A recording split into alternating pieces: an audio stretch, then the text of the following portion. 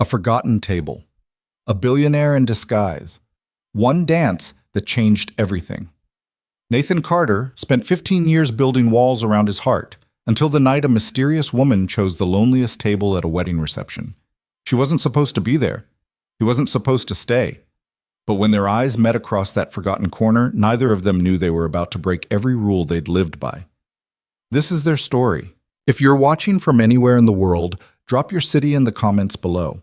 I want to see how far this story travels. And if it moves you, hit that like button. Now let's begin. The champagne glasses clinked like tiny bells throughout the Grand Cascade Hotel ballroom, but Nathan Carter heard none of it. He stood in the vaulted entryway, one hand gripping the wooden doorframe, the other buried deep in his jacket pocket, fighting every instinct that screamed at him to turn around and leave. Weddings. God, he hated weddings. Not the concept. He didn't begrudge people their happiness, but the atmosphere, the forced joy, the way everyone pretended that promises made in front of flowers and string quartets actually meant something permanent. He'd learned better. Learned it the hard way, 15 years ago, when his own marriage had dissolved like sugar in rain, leaving him with a 3-year-old daughter and a toolbox full of questions he'd never gotten answered. "You're going, Dad," Maya's voice echoed in his memory from 3 nights earlier. She'd been standing in their kitchen, arms crossed, wearing that expression she got when she'd inherited his stubbornness and weaponized it against him. "Lucas has been your friend since college," she'd continued, not giving him room to argue. "You can't just skip his wedding because you're scared of cake and dancing." "I'm not scared. You're terrified," she'd interrupted, and the knowing look in her 17-year-old eyes had cut right through him. Yes. "Dad, you haven't been to a social event that wasn't my parent-teacher conference in like 5 years. You're going. You're going to wear the navy suit I picked out. You're going to smile, and you're going to remember what it feels like to be around people who aren't holding hammers." So here he was, wearing the navy suit, not smiling, definitely regretting it. The ballroom stretched before him like a scene from someone else's life. Crystal chandeliers scattered fractured light across round tables draped in cream linens. Centerpieces exploded with roses and eucalyptus. A jazz quartet played something smooth and instrumental in the corner, while 200 guests mingled in clusters, their laughter rising and falling like waves against a shore Nathan had stopped visiting years ago. He didn't belong here. Not anymore. Maybe not ever. "Nathan, you made it!" Lucas Bennett materialized from the crowd, grinning wide, his bow tie slightly crooked despite the formality of everything else. The groom pulled Nathan into a bear hug before he could protest, slapping his back with the enthusiasm of someone 3 drinks into celebrating the best day of his life. "Man, I'm so glad you came," Lucas said, pulling back but keeping one hand on Nathan's shoulder. "Seriously, I know this isn't your scene, but it means everything that you're here." Nathan managed a smile that felt only slightly forced. "Wouldn't miss it. Congratulations, Luke, really." "Thanks, brother." Lucas's eyes went a little glassy, the emotion of the day clearly getting to him. "Listen, I've got to make the rounds, shake hands, kiss babies, you know how it is, but find your table, grab a drink, enjoy yourself. We'll catch up later, yeah?" "Yeah, absolutely." Lucas disappeared back into the crowd, and Nathan was alone again. Alone in a room full of people, his preferred state of existence. He found the seating chart near the entrance, a massive board with calligraphied names arranged like a guest list for a party he'd never throw. His finger traced down the alphabetical listing until he found it. Carter, Nathan, table 14. Table 14. He scanned the floor plan. Of course, table 14 was positioned in the far corner of the ballroom, near the terrace doors, about as far from the head table and dance floor as you could get without actually being outside. The forgotten table. The table for people who'd been invited out of obligation rather than closeness, distant cousins, work acquaintances, plus ones who didn't know anyone. Perfect. Nathan navigated through the crowd, keeping his head down, avoiding eye contact. He'd perfected this skill over the years, the art of being present without being noticed. It was a survival mechanism, one he'd developed after becoming a single father. When you're a man alone at playgrounds and school pickups, surrounded by groups of mothers who've known each other since prenatal yoga, you learn to occupy space without demanding attention. Table 14 sat in blessed isolation. The terrace doors beside it were cracked open, letting in the cool October evening air. Only two other place settings occupied the table, a couple who hadn't arrived yet, according to the absence of jackets on chairs and purses on the table. Nathan pulled out his chair and sat down, immediately feeling his shoulders relax. He could breathe here. The band's music was softer at this distance, the conversations around him reduced to ambient noise rather than distinct voices demanding his participation. A server appeared, impossibly young and professionally cheerful. "Can I get you something to drink, sir? We have an open bar." "Just water, please. Thank you." The server nodded and disappeared, and Nathan settled into his chair, already calculating how long he needed to stay before leaving would be acceptable. An hour? 2? He'd wait through dinner, definitely. Maybe stick around for the toasts. But dancing? No, absolutely not. He'd slip out during the cake cutting, when everyone's attention would be on the bride and groom and their staged, knife-wielding photo op. He pulled out his phone, planning to text Maya that he'd arrived safely, but froze when he noticed someone approaching his table. Not the server. A woman. She moved with purpose, her eyes fixed on the seating chart placard at the center of table 14, studying it like it contained information that mattered. Nathan's first impression came in fragments, the way first impressions always do. Navy dress, simple but clearly expensive. Dark hair pulled back in a way that suggested elegance without trying too hard. Posture that spoke of confidence, not the performative kind, but the real kind, earned through years of knowing exactly who you were and not apologizing for it. She looked to be around his age, maybe a few years younger, early 40s perhaps. But there was something in the way she carried herself that made age feel irrelevant. She had the bearing of someone used to walking into rooms and belonging there, regardless of whether she'd been invited. Nathan quickly looked down at his phone, hoping she'd sit somewhere else. Table 14 had 8 chairs, plenty of options that didn't involve proximity to him. "Excuse me." Her voice was calm, controlled, the kind of voice that didn't need to be loud to be heard. Nathan looked up. She was standing directly across from him now, one hand resting lightly on the back of a chair. "Is this seat taken?" she asked. No, it's not." She smiled, just slightly, and sat down. Not beside him, thankfully, but across the table. Close enough to establish they were sharing space, far enough to be respectful.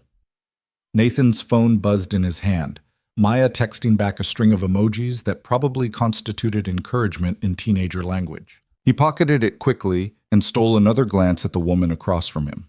She'd settled into her chair with the kind of ease that suggested she was comfortable anywhere.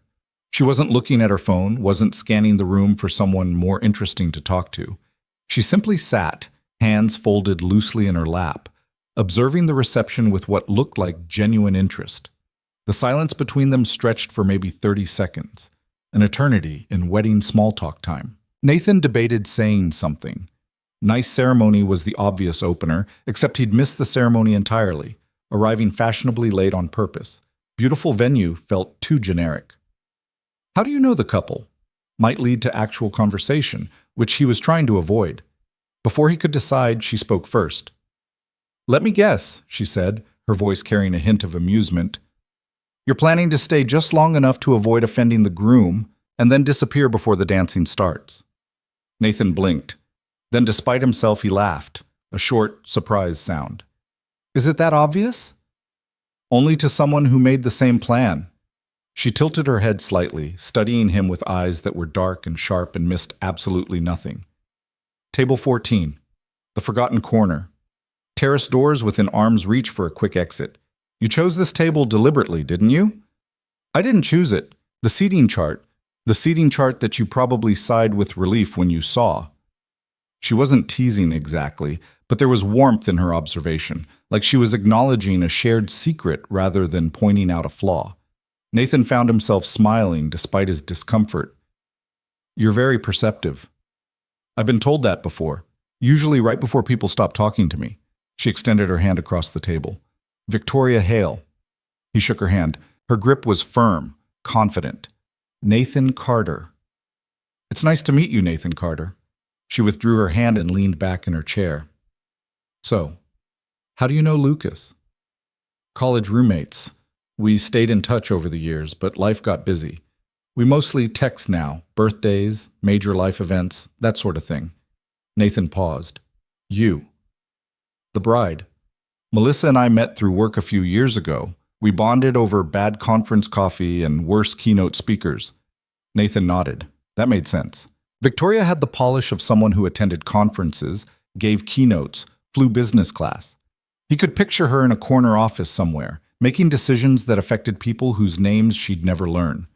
The server returned with his water, then took Victoria's order, white wine, something with a French name Nathan didn't catch. As the server left, Nathan noticed Victoria studying the room again, her gaze moving systematically from table to table like she was cataloging information. "Do you always observe people like that?" he asked before he could stop himself. She looked back at him, one eyebrow raised slightly.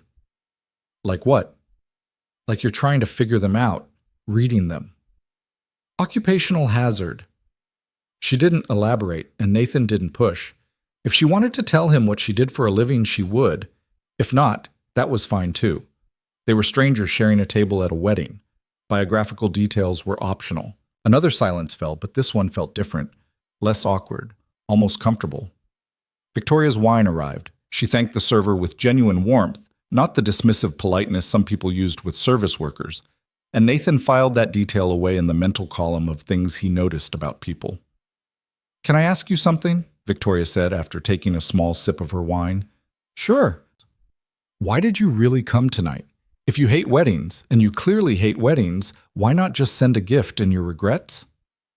Nathan considered lying, considered giving some generic answer about friendship and obligation. But there was something about Victoria's directness that invited honesty. Or maybe he was just tired of performing. "My daughter made me," he said simply. Victoria's expression shifted slightly, not surprise exactly, but interest. "Your daughter?" "She's 17. She has opinions about my social life.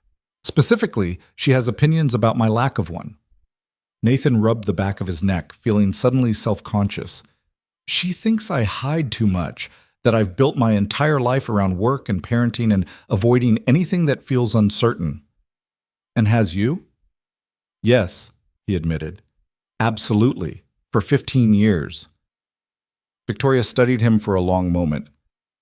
15 years? That's specific. That's when my marriage ended. When I became a single father. Nathan wasn't sure why he was telling her this. He didn't talk about his personal life with strangers. He barely talked about it with friends. But something about this forgotten corner of the ballroom, about Victoria's calm presence and steady gaze, made honesty feel safer than deflection. "That's a long time to carry something alone," Victoria said quietly. "Someone had to. My ex-wife." He stopped, shook his head. "Sorry. You don't need to hear this." "I don't mind hearing it, but you don't have to tell me if you don't want to." Nathan looked down at his water glass, watching condensation bead on the surface. "She left when my daughter was 3. Said motherhood wasn't what she'd signed up for. Said she felt trapped. She moved to California, sent birthday cards for a few years, then stopped. Maya doesn't remember her, doesn't ask about her anymore." "I'm sorry," Victoria said, and it didn't sound like empty sympathy. It sounded like she meant it. "It's fine, we're fine. Better than fine, actually. Maya's incredible, smart, funny, more emotionally intelligent at 17 than I'll ever be. She's applying to colleges right now, early decision to Stanford, which terrifies me because that's where her mother went, but I'm trying not to project my issues onto her future." He realized he was rambling and stopped abruptly. "Sorry. You asked why I came tonight, not for my life story." "I don't mind the life story either," Victoria said gently. "For what it's worth, you sound like a good father." "I try, that's all I've got." "Trying." Victoria smiled, and something in that smile made Nathan think she understood more than she was saying. They sat quietly for a moment, and Nathan realized that the silence between them had shifted again. It wasn't uncomfortable anymore. It was the kind of silence that felt like companionship rather than obligation. More guests were arriving now, filling the other tables. The couple assigned to table 14 appeared, a man and woman in their 60s who greeted Victoria and Nathan with polite nods before engaging in their own conversation. The table filled gradually, a young woman who immediately pulled out her phone and didn't look up. Two men who seemed to know each other and talked exclusively to one another. an elderly woman who smiled warmly at everyone but seemed content to observe. Dinner service began. Salad courses appeared, followed by a choice of salmon or beef tenderloin. Nathan picked at his food, hyper-aware of the conversation flowing around him, but not including him, which was fine, preferable even, except Victoria kept pulling him back in. "So you run a home repair company?" she asked between courses, somehow having extracted that detail from his earlier rambling. "Small operation. Just me and a couple of guys I contract with when jobs are too big for one person. Kitchen renovations, bathroom remodels, deck building. Honest work." "Honest work," Victoria repeated, like she was tasting the phrase. "I like that." "What about you?" Nathan ventured. "What's your occupational hazard? The one that makes you read people?" Victoria took a sip of her wine, considering. "I work in tech.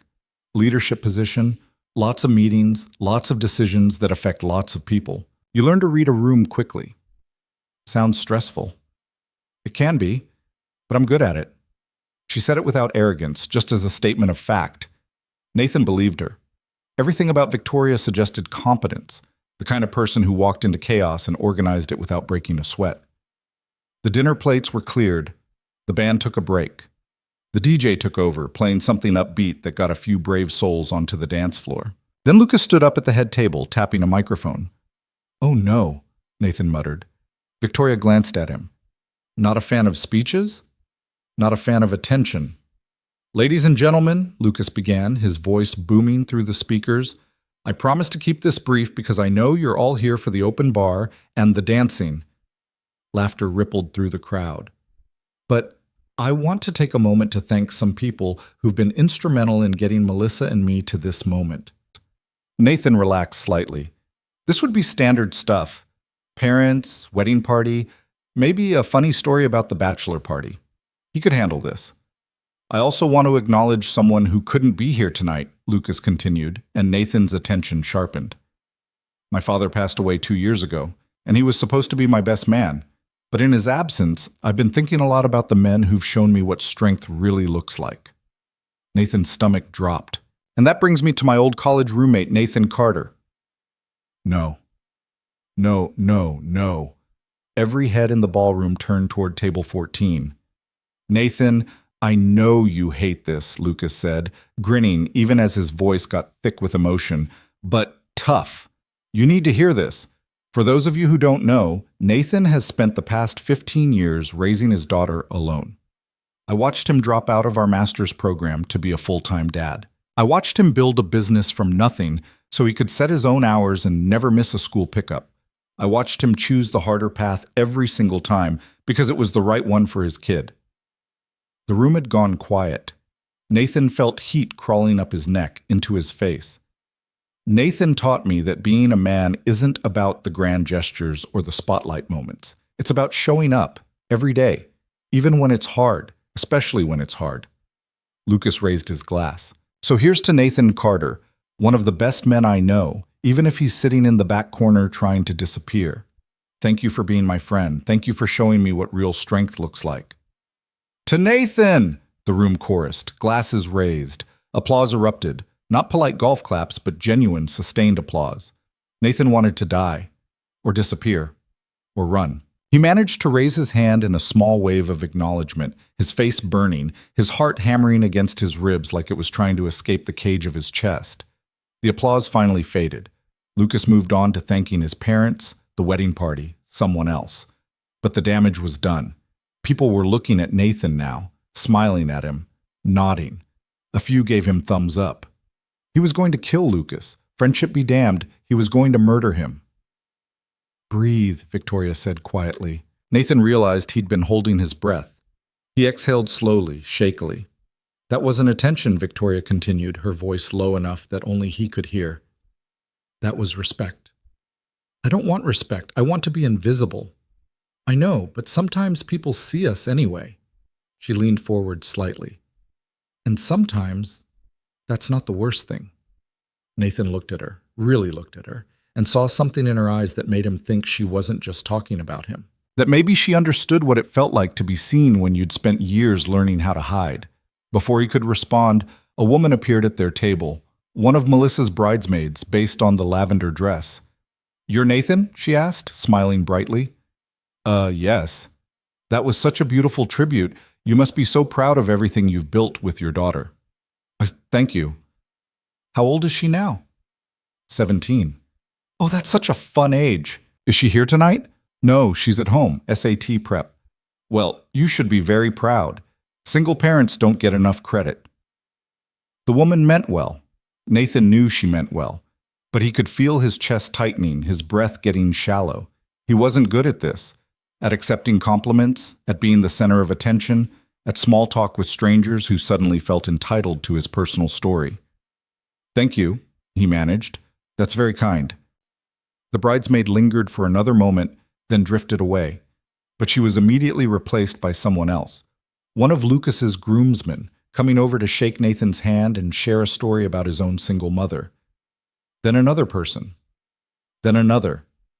Nathan felt trapped, cornered.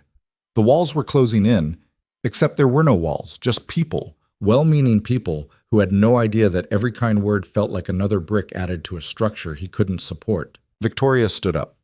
"Nathan, can you help me find the bartender?" she asked, her voice casual but her eyes laser-focused on him. "I need a very specific wine, and I can't remember what I asked for earlier." Sure." He stood gratefully, following her away from table 14, away from the cluster of people who'd formed like a well-intentioned mob. They didn't go to the bar. Instead, Victoria led him through the terrace doors out into the cool October night. The terrace was empty. String lights crisscrossed overhead, casting warm glows across wrought iron furniture and potted plants. The sounds of the reception faded to a muffled hum behind them. Nathan leaned against the railing, gripping it hard, trying to breathe normally. "Sorry," he said after a moment. "I'm not good with crowds." "I noticed." Victoria stood a few feet away, giving him space. "Do you want to go home?" "I want to, but I can't. Not after that speech. If I leave now, I'll look ungrateful." "You won't look ungrateful. You'll look human." Nathan shook his head. "I'll stay. Just needed a minute." They stood in silence. Nathan focused on his breathing, on the cool air, on the distant sound of traffic from the street below. Slowly, his heart rate returned to normal. "Thank you," he said finally, "for the rescue." "You're welcome." Victoria turned to face him fully. "Can I tell you something?" "Sure." "I've been to 100 weddings, maybe more. And in all those weddings, I've never heard a tribute like that. Lucas loves you. Really loves you. Not because of what you can do for him, but because of who you are." She paused. "That's rare, Nathan. That kind of friendship, that kind of recognition. It feels like pressure." "I know, but maybe it's also permission." "Permission for what?" "To stop hiding." The words hung in the air between them, sharp and true. Nathan looked at her. At this woman he'd met an hour ago. This stranger who somehow saw through every defense he'd carefully constructed over 15 years. "I don't know how to do that," he admitted quietly. "Neither do I," Victoria said. "But maybe we could figure it out together, at least for tonight." From inside the ballroom, the music shifted. Something slow, romantic. The kind of song that sent couples flooding onto the dance floor. Victoria pushed off from the railing and extended her hand. "Dance with me," she said. It wasn't a question, not exactly, but it wasn't a command either. It was an invitation, a choice. Nathan stared at her hand. He hadn't danced in 15 years, not since his wedding, not since promises made in front of flowers and string quartets had crumbled into dust. "I don't dance," he said. "Neither do I," Victoria replied, "so we'll be terrible together." Despite everything, the anxiety, the discomfort, the voice in his head screaming that this was a mistake, Nathan smiled, and he took her hand. They walked back into the ballroom together. The dance floor was crowded now, filled with couples swaying to the music. Victoria led him to a spot near the edge, away from the center of attention but still part of the moment. She placed one hand on his shoulder. He put his hand on her waist carefully, uncertainly. They began to move. Nathan had been right. He was terrible at this. He had no sense of rhythm, no idea where to put his feet. He stepped on Victoria's toes twice in the first 30 seconds. "Sorry," he muttered. "Don't be. I warned you I was bad at this too." But she wasn't. She moved with the same quiet grace she did everything else, and somehow she made his awkwardness feel less obvious. She didn't try to lead exactly, but she guided, steadied him when he stumbled, laughed when he apologized again. Around them, other couples danced with practiced ease, the kind of people who took ballroom classes, who knew what they were doing. Nathan didn't care anymore. For the first time in 15 years, he wasn't thinking about leaving early, wasn't calculating exit strategies or making excuses. He was just there, present, in the moment. The song ended. Another began. They kept dancing. "Can I ask you something?" Nathan said. "Always." "Why did you sit at table 14? Victoria was quiet for a moment, and when she spoke, her voice was softer than before. "Because I saw someone who looked like he was trying very hard to disappear, and I know what that feels like." "You? You seem so confident, put together." She smiled, but there was something sad in it. "That's very kind, but confidence and loneliness aren't mutually exclusive, Nathan." The song ended. The DJ announced something about cake cutting in 10 minutes. Victoria and Nathan stood on the edge of the dance floor, neither of them moving to leave. "I should probably go," Nathan said, not meaning it. "Probably," Victoria agreed, not meaning it either. They walked back toward table 14, but neither of them sat down. Instead, they drifted toward the terrace doors again, back to the quiet space they'd claimed earlier. The night had grown cooler. Victoria wrapped her arms around herself, and Nathan instinctively shrugged off his jacket and offered it to her. "I'm fine," she protested. "Please, you rescued me earlier. Let me do something useful." She accepted the jacket, pulling it around her shoulders. It was too big, swallowing her frame, but she didn't seem to mind. They stood at the railing, looking out at the city lights scattered below like grounded stars. "Tell me about your daughter," Victoria said. "Maya, right? Maya Elizabeth, named after my grandmother." Nathan smiled the way he always did when he thought about his daughter. "She's everything. Brilliant, stubborn, hilarious. She wants to study engineering, build things that matter," she says. "Change the world." Sounds like she takes after her father. "I build decks and fix leaky faucets." She's going to build bridges and design sustainable infrastructure. I'm pretty sure she's going to surpass me by age 25. "You built her," Victoria said quietly. "That matters." Nathan felt something crack open in his chest, something he'd kept sealed for years. They talked for another hour, about everything and nothing, about parenting and ambition and what it meant to rebuild a life after it fell apart, about the quiet terror of hoping for something you'd stopped believing you deserved. Eventually, the reception began winding down. Guests filtered out, calling goodbyes, collecting favors and leftover centerpieces. Nathan and Victoria walked toward the parking lot together. Under the soft glow of parking lot lights, Victoria stopped and turned to face him. "We could exchange numbers," she said carefully. "Or we could keep tonight as a perfect moment and go back to our lives." Nathan's heart hammered. He thought about safety, about the comfortable routines he'd built, about the walls that had protected him for 15 years. Then he thought about dancing, about Victoria's hand in his, about feeling present instead of invisible. "I'd like your number," he said. Victoria smiled, really smiled, the kind that reached her eyes and made them light up. They exchanged phones, typed in their numbers, handed them back. "Wednesday," Victoria said. "There's a coffee shop in Fremont. Terrible coffee, amazing pastries. Meet me there at 10? "Wednesday at 10, Nathan confirmed. They stood there for another moment, neither wanting to leave first. Finally, Victoria stepped back. "Good night, Nathan Carter." "Good night, Victoria Hale." He watched her walk to her car, a sleek black sedan that probably cost more than his entire year's salary. She gave him one last wave before driving away. Nathan sat in his truck for a long moment, staring at her contact in his phone. Then he texted Maya. "You were right. I'm glad I went." Her response came immediately. "Details. Now." Nathan smiled and started the engine. For the first time in 15 years, he drove home from a wedding feeling like maybe, just maybe, promises made in rooms full of flowers and music could actually mean something after all. The coffee shop in Fremont looked like it had been forgotten by time and remembered by hipsters. Mismatched furniture crowded the narrow space. Vintage concert posters peeled from brick walls, and the espresso machine hissed and groaned like it was personally offended by every order. Nathan arrived 15 minutes early on Wednesday morning, his palms sweating despite the October chill. He'd changed his shirt 3 times. Maya had noticed. "It's just coffee, Dad," she'd said, leaning against his bedroom doorframe with that knowing smirk she'd perfected over the years. "I know it's just coffee."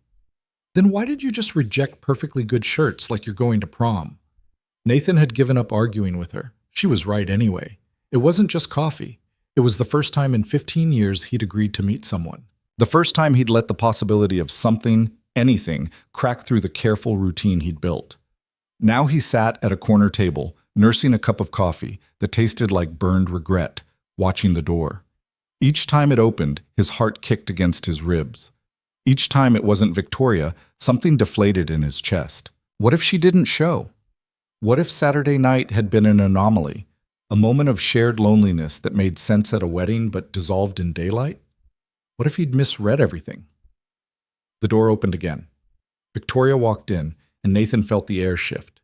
She wasn't wearing the elegant navy dress from the wedding. Instead, she'd dressed down, dark jeans, a cream sweater, leather jacket. Her hair was loose around her shoulders. She looked younger somehow, or maybe just more relaxed. She scanned the coffee shop, found him immediately, and smiled. That smile did something dangerous to Nathan's carefully guarded heart. "You came," she said, sliding into the chair across from him. "You sound surprised." "I wasn't sure you would. Thought you might wake up Monday morning and decide Saturday was a temporary lapse in judgment." She signaled to the barista. "The usual, please, Marco." The barista, a kid with sleeve tattoos and a man bun, grinned. "You got it, Vic." Nathan raised an eyebrow. "You're a regular here?" "I own the building," Victoria said casually. "Well, my company does. We bought it 5 years ago when the neighborhood was being rezoned. Kept the coffee shop as a tenant because Marco makes the best almond croissants in Seattle, and his rent is always on time." The casual mention of owning buildings didn't escape Nathan's notice, but he filed it away. "So this is your territory. I like places that feel real. Too much of my life is polished and perfect and completely sterile." Victoria accepted her coffee from Marco, something complicated with oat milk and an extra shot. "This place has character, flaws.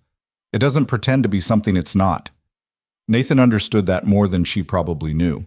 They sat in comfortable silence for a moment, both of them sipping their terrible coffee, both of them aware that whatever happened in the next hour would determine whether Saturday night remained a beautiful anomaly or became something more. "Tell me something true," Victoria said finally. "That's a big ask for a Wednesday morning." "Start small then. Tell me what you did Sunday." Nathan relaxed slightly. This he could handle. "Took Maya to the hardware store. She's building a model bridge for her engineering class.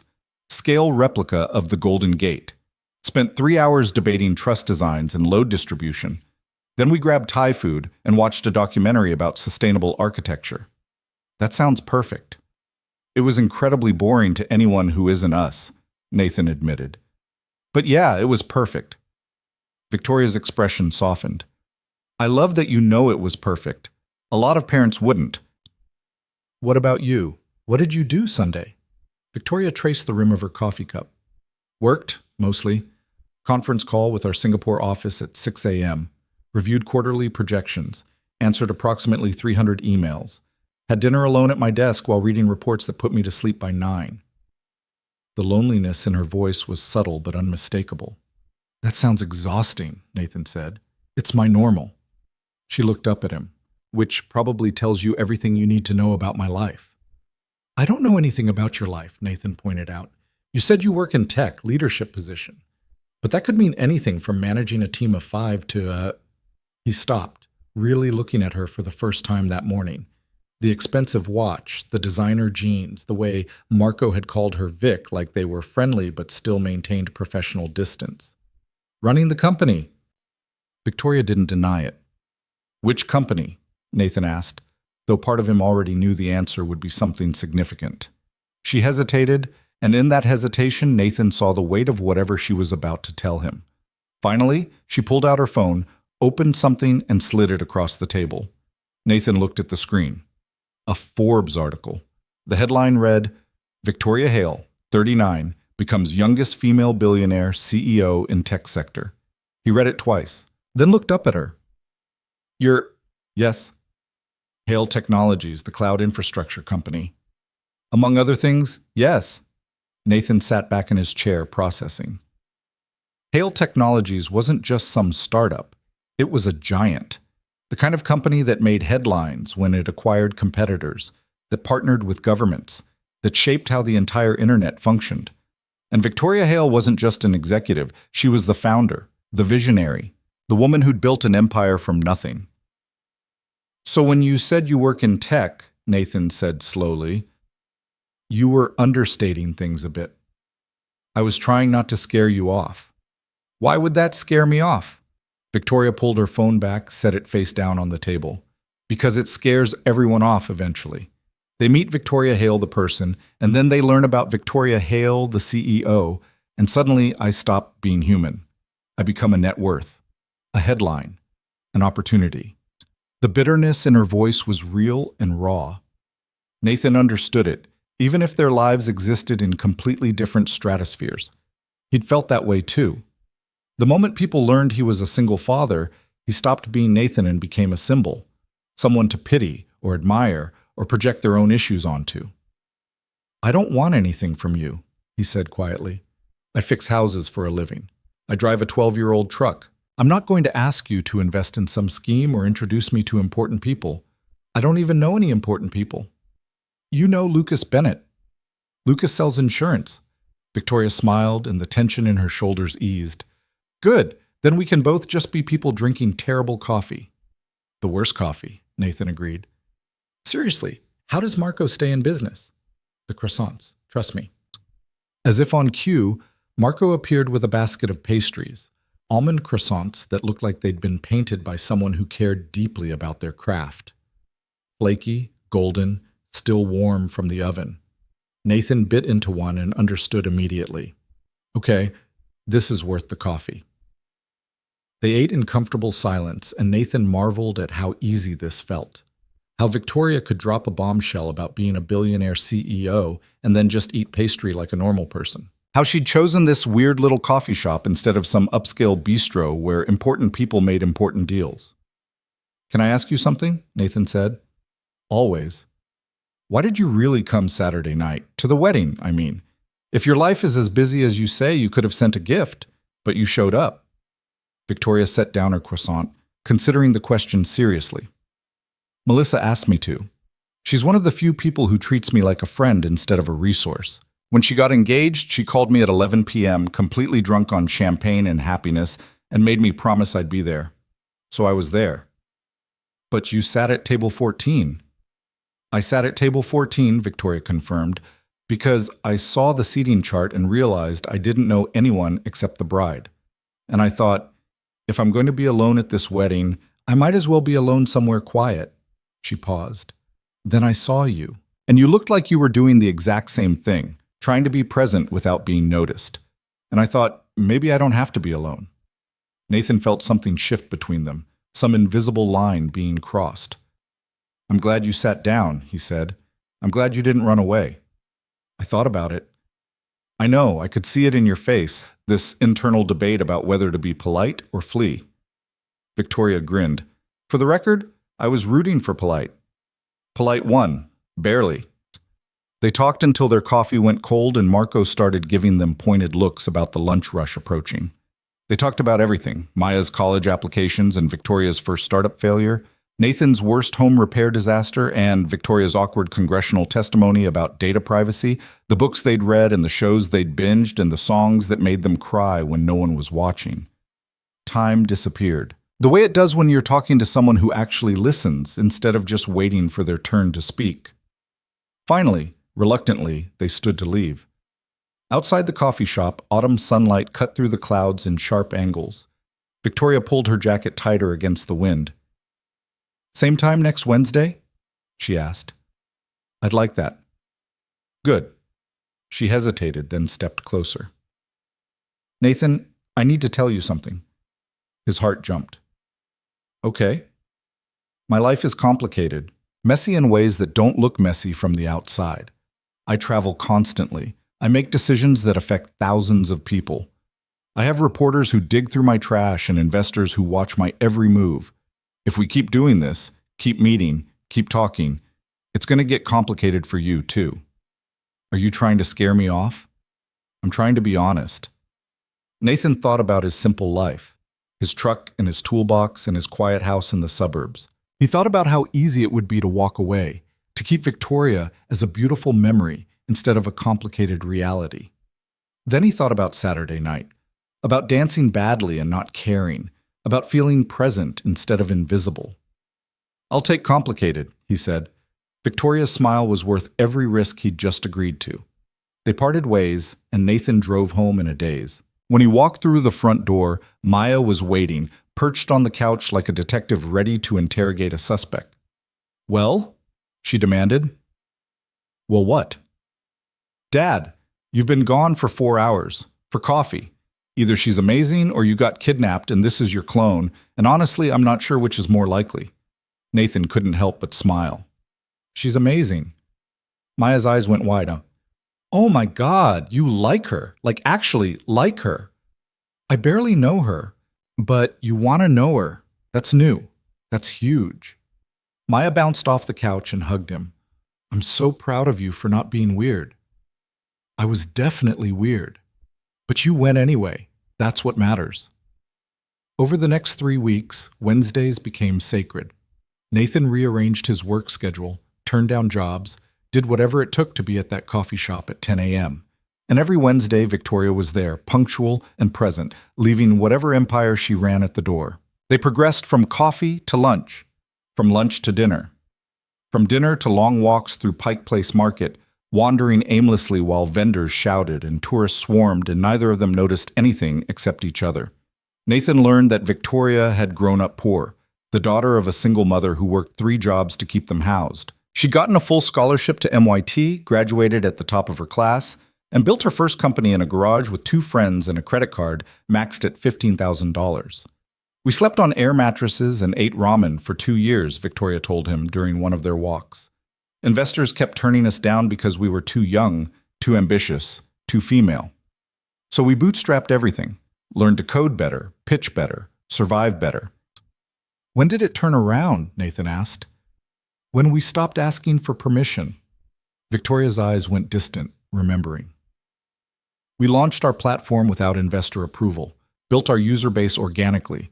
By the time the VCs came calling, we didn't need them anymore. We had leverage." Nathan could see it, young Victoria, brilliant and determined, refusing to let anyone tell her what she couldn't do.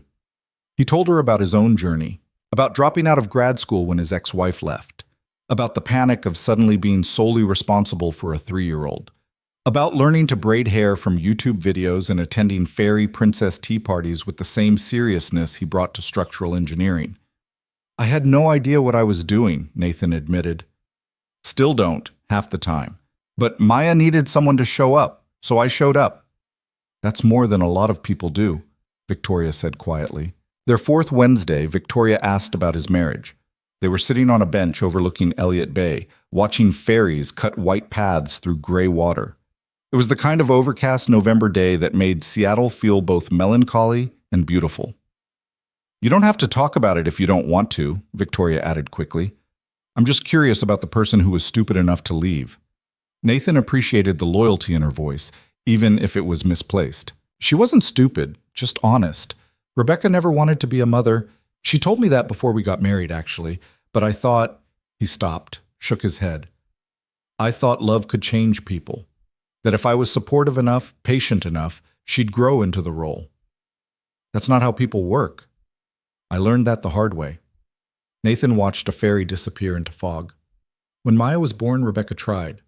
I'll give her that. She really tried. But you could see it in her eyes, this trapped, desperate look. Like she was drowning in slow motion and no one could see it but her. That must have been horrible for both of you." "It was, and when she finally left, part of me was relieved. Not for me, but for her. She wasn't meant for that life, and staying was killing her." Nathan glanced at Victoria. "Does that make me weak? That I let her go?" It makes you compassionate. There's a difference. Maya deserved better than a mother who stayed out of obligation. Maya got you. That seems pretty good to me. Nathan felt the familiar tightness in his chest, the one that came whenever someone validated his choices. He'd spent so many years second-guessing himself, wondering if he should have fought harder, tried better, been more. "What about you?" he asked, deflecting. "Any almost marriages in your past?" Victoria laughed, but it sounded hollow. "A few almosts. Never quite made it to the altar." "Why not?" She was quiet for a long moment, and Nathan thought maybe he'd pushed too far. Then she spoke, her voice careful. "Because every relationship followed the same pattern. We'd meet, there'd be chemistry, we'd date. Everything would be great until they really understood what my life looked like. The travel, the pressure, the constant demands. Then they'd start asking me to scale back, take a smaller role, let someone else run the company, as if I'd built an empire just to hand it over for a relationship. They wanted you to choose. They wanted me to choose them. And when I wouldn't, or couldn't, they left." Victoria pulled her jacket tighter. "I stopped dating about 3 years ago. Decided it wasn't worth it." "What changed?" She looked at him, and something in her expression made Nathan's breath catch. "I sat at table 14, she said simply. The kiss happened during their 6th Wednesday, completely without planning. They'd gone to a bookstore in Capitol Hill, one of those cramped independent shops where books were stacked in precarious towers, and the owner's cat slept on the register. Victoria had been arguing passionately about the decline of narrative structure in modern literary fiction when Nathan realized he wasn't listening to her words anymore, just watching the way her hands moved when she talked, the way her eyes lit up when she made a point. "Are you even listening to me?" Victoria asked, amused. "No," Nathan admitted. "Sorry." "What are you thinking about?" He could have deflected, could have made a joke, could have protected himself the way he'd been protecting himself for 15 years. Instead, he kissed her. Right there between the stacks, surrounded by stories about other people's lives, he stepped forward and kissed Victoria Hale like she was the only real thing in the room. She kissed him back without hesitation. When they finally broke apart, Nathan's heart was hammering, and his hands were shaking, and he felt more terrified than he'd felt in years. "I'm sorry," he said. "I should have asked first." "Nathan, I've been wanting to do that for weeks, and I thought maybe you felt the same way, but I should have made sure." "Nathan," Victoria grabbed his hand, "stop apologizing." "So that was okay?" She smiled, and it was the most genuine, unguarded expression he'd seen on her face. That was more than okay. They left the bookstore holding hands, and something fundamental had shifted. They weren't just two lonely people sharing coffee anymore. They were something more, something undefined and terrifying and wonderful. That evening, Nathan brought Victoria home. Maya was in the living room, surrounded by college brochures and highlighters, classical music playing softly from her laptop. She looked up when they walked in, and Nathan watched her take in the linked hands, the easy proximity, the way he and Victoria stood together like it was the most natural thing in the world. "Maya, this is Victoria," Nathan said, and he heard the nervousness in his own voice. "Victoria, my daughter Maya." Maya stood, and Nathan could see her sizing Victoria up with the same sharp intelligence she brought to everything. This was the moment he'd been dreading, his carefully separated worlds colliding. Then Maya smiled. "So, you're the Wednesday coffee mystery woman," she said. Victoria laughed. "I am! And you're the brilliant engineer who's going to change the world. And Dad's been talking about me? Constantly. It's actually a little annoying how proud he is." Maya grinned, and just like that, the tension dissolved. She and Victoria started talking about engineering programs, about the challenges of being a woman in STEM, about the difference between theoretical knowledge and practical application. Within 10 minutes, they were laughing together, teasing Nathan about his tendency to overthink everything. Nathan stood back and watched, and something in his chest expanded until it almost hurt. This was what he'd been protecting himself from. This feeling, this terrifying hope that maybe his life could be bigger than survival, wider than routine, richer than the careful boundaries he'd drawn. Victoria stayed for dinner. They ordered pizza and sat around the kitchen table, and Maya told embarrassing stories about Nathan's attempts to help with science fair projects. He once tried to build a volcano that would erupt on command, Maya said, barely containing her laughter. Except he misread the chemical ratios and it exploded all over the garage ceiling. We had baking soda stalactites for 6 months. In my defense, Nathan protested, the instructions were unclear. The instructions were written for 5th graders, Dad. Victoria was crying with laughter, and Nathan couldn't even be embarrassed. This was his life, messy and imperfect and full of mistakes that became stories. When Victoria finally left, well past midnight, Maya cornered Nathan in the kitchen. I like her, she said. Yeah? Yeah. She's smart. She's funny. She actually listens when I talk instead of just pretending to care about teen stuff. Maya paused. And she looks at you like you're the most interesting person in the room. That's just how she looks at people. No, Dad. That's how she looks at you. Maya hugged him tight. Don't screw this up. I'm going to try very hard not to. But screwing it up felt inevitable. Because as November turned into December, and as Nathan and Victoria's relationship deepened, reality started creeping in around the edges of their careful bubble. A photo appeared online. Someone had snapped a picture of them at Pike Place Market, holding hands, laughing.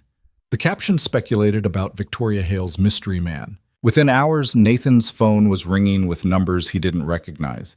Reporters, bloggers, people who wanted the story. He ignored them all, but the calls kept coming. Then a reporter showed up at his house. A woman in her 30s with a sharp suit and a recorder, asking invasive questions about his relationship with Victoria, his finances, his intentions. Are you aware of the wealth disparity between you and Ms. Hale? The reporter asked. Nathan closed the door in her face. He called Victoria immediately. We need to talk. They met at her office that evening, the first time Nathan had seen her in her natural habitat. The building was all glass and steel, the kind of place where security checked IDs and elevators required key cards. Victoria's office occupied the entire top floor, with floor-to-ceiling windows overlooking the city. She was waiting for him, still in work clothes, a tailored suit that probably cost more than his monthly mortgage. She looked tired, stressed. I saw the photo, she said before he could speak. I'm sorry. I should have warned you this would happen. You couldn't have known. I should have.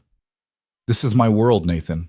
Cameras and speculation and people digging into your life looking for dirt. I brought you into this, and now you're dealing with the consequences. Nathan crossed the massive office and took her hands. I can handle reporters. It gets worse, trust me. They'll dig into your finances, your divorce, your business. They'll interview people you haven't talked to in years. They'll look for anything that makes you look bad or makes our relationship look suspicious. Let them look. They won't find anything. Victoria pulled away, frustration clear in her voice. You don't understand. This isn't just about you. It's about Maya, too. They'll take pictures of her, ask her questions, try to turn her into a story. Is that what you want for your daughter? The question hit Nathan like cold water. He hadn't thought about that. About Maya being dragged into this circus.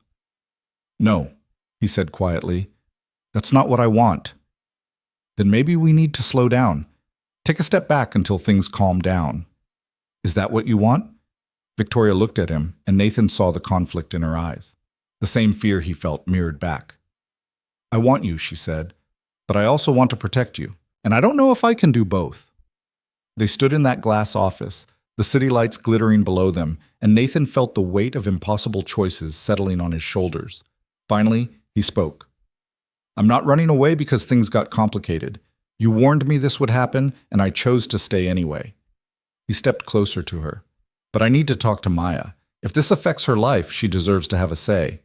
Victoria nodded. That's fair. Nathan drove home in silence, his mind racing. When he got there, Maya was still up, pretending to study but clearly waiting for him. Someone came to the house today, she said without preamble. A reporter. Asking about you and Victoria. Nathan's stomach dropped. Maya. I didn't talk to her, obviously. But Dad, there are people online talking about us. About you. About how you're just with Victoria for her money. Maya's voice shook slightly. It's gross. He sat down beside her on the couch. I'm sorry. I didn't think it would escalate this fast. Are you going to break up with her? The question surprised him. Why would I do that? Because it's getting complicated. Because people are being awful. Because it's easier to go back to how things were. Nathan looked at his daughter, this brilliant, perceptive person he'd somehow managed to raise, and realized she was testing him, waiting to see if he'd choose the easy path or the right one. Easier doesn't mean better, he said, and Victoria is worth the complication. Maya studied him for a long moment. Then she smiled. Good answer. Because I really like her, and I was going to be pissed if you messed this up because you got scared. You're okay with all of this? The attention, the reporters? I'm not thrilled about having my picture taken without permission. But Dad, you've spent my entire life putting me first. Every decision, every sacrifice, everything was about making sure I was okay. She took his hand. Maybe it's time you put yourself first for once. Be happy. Let yourself have this. Nathan felt his eyes sting. When did you get so wise? I learned from the best. He pulled her into a hug and Maya let him hold on longer than usual. Later that night, Nathan texted Victoria, "We're not slowing down. We're figuring this out together." Her response came immediately. Are you sure? I've never been more sure of anything. Then I'm going to need to meet your daughter officially. Dinner this weekend? Nathan smiled. She'd like that. She already thinks you're cooler than me. Everyone is cooler than you, Nathan. That's part of your charm. He fell asleep that night feeling something he hadn't felt in years. Not just hope, but certainty. The certainty that walking away from safety and into the complicated mess of real connection was exactly where he needed to be. The dinner reservation was at Canley's, and Nathan knew he was out of his depth the moment he pulled into the parking lot. Valets in crisp uniforms moved with choreographed precision, opening car doors and handling keys like they were sacred artifacts. Through the restaurant's floor-to-ceiling windows, he could see white tablecloths and crystal that caught the light like captured stars. He sat in his truck for a full minute, gripping the steering wheel, before Maya knocked on the passenger window. Dad, you're doing the thing again. What thing? The thing where you convince yourself you don't belong somewhere before you even try. She was already out of the car, smoothing down the emerald dress they'd spent 2 hours shopping for. Come on, Victoria's probably already inside. Nathan climbed out, tugging at his tie. The navy suit felt constrictive, like it was designed for someone more comfortable in their own skin. A valet appeared immediately, hand extended for the keys. I can park it myself, Nathan started, but Maya elbowed him. Just give him the keys, it's fine. The valet's smile never wavered, even when Nathan's 12-year-old truck contrasted sharply with the Teslas and Mercedes filling the lot. Nathan surrendered the keys and followed Maya toward the entrance, feeling like an imposter in expensive clothing. Inside, the restaurant was everything he'd feared. Elegant couples spoke in hushed tones over wine that probably cost more than his weekly grocery budget. Piano music drifted from somewhere unseen. The air itself felt rarefied, like only people with a certain net worth were allowed to breathe it. Reservation under Hale, Maya told the hostess with a confidence Nathan envied. The hostess's professional smile brightened instantly. Of course! Ms. Hale is already seated, right this way. They wove through the dining room and Nathan felt eyes tracking them. Or maybe that was paranoia. Maybe nobody cared that a guy who spent his days covered in sawdust was walking through their 5-star sanctuary. Then he saw Victoria, and everything else disappeared. She'd chosen a table by the window, positioned so the city lights created a backdrop of scattered diamonds. She stood when she saw them approaching, and Nathan's breath caught. She wore a black dress that was somehow both simple and devastating. Her hair swept up in a way that exposed the graceful line of her neck. But it was her smile that undid him, genuine and warm and meant entirely for them. You made it, Victoria said, embracing Maya first. That dress is stunning. Thanks. Dad hyperventilated in 3 different stores before I found it. I did not hyperventilate. You absolutely did. Maya grinned. Hi, Victoria. Thanks for inviting us to this ridiculously fancy place that's making my dad have a small crisis. Victoria's laugh was bright and unself-conscious. She turned to Nathan, and he saw understanding in her eyes. She knew exactly how out of place he felt. She also didn't care. You look handsome, she said, kissing his cheek. Both of you sit. I already ordered appetizers because I know this menu is intimidating, and I didn't want you stressing about what to order. They sat, and a server materialized with water and warm bread. Nathan tried to relax, but his shoulders stayed rigid. This was Victoria's world, the world of expensive restaurants and casual wealth, where people understood which fork to use and didn't flinch at $100 entrees. "So," Maya said, breaking the ice with the ease of someone who'd never met a situation she couldn't charm her way through, "Dad told me you grew up in Boston. What was that like?" Victoria's expression shifted, becoming more thoughtful. "Cold. Poor. My mom worked 3 jobs to keep us in a 1-bedroom apartment in Dorchester. I slept on the couch until I was 16. Maya's eyes widened slightly. "I didn't know that. Most people don't. It's not part of the official story." Victoria glanced at Nathan. "The Forbes articles like to focus on MIT and the garage startup. They skip the part where I wore the same winter coat for 6 years because we couldn't afford a new one." "Why skip it?" Nathan asked. "That's the most impressive part. Because success is supposed to look effortless. If people know how hard you fought for it, they start questioning whether you deserve it." Victoria's voice carried an edge of bitterness. "Especially if you're a woman. Especially if you're a woman who didn't come from money." The appetizers arrived, oysters and some kind of carpaccio that looked like art.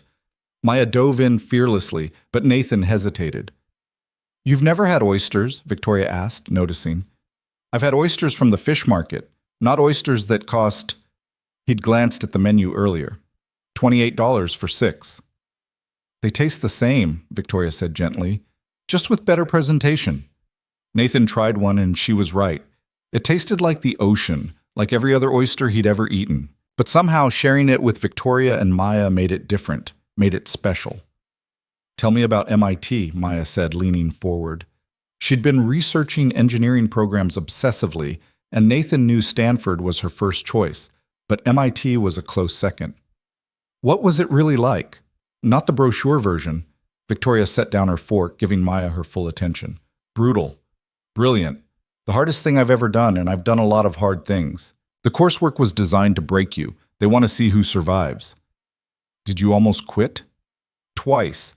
Once during my sophomore year when I failed a thermodynamics exam and was convinced I was an imposter who'd fooled the admissions committee. And once during my senior year when I was working 3 part-time jobs to cover expenses and barely sleeping." "What stopped you?" Victoria was quiet for a moment, and Nathan saw something vulnerable cross her face. "Spite, mostly.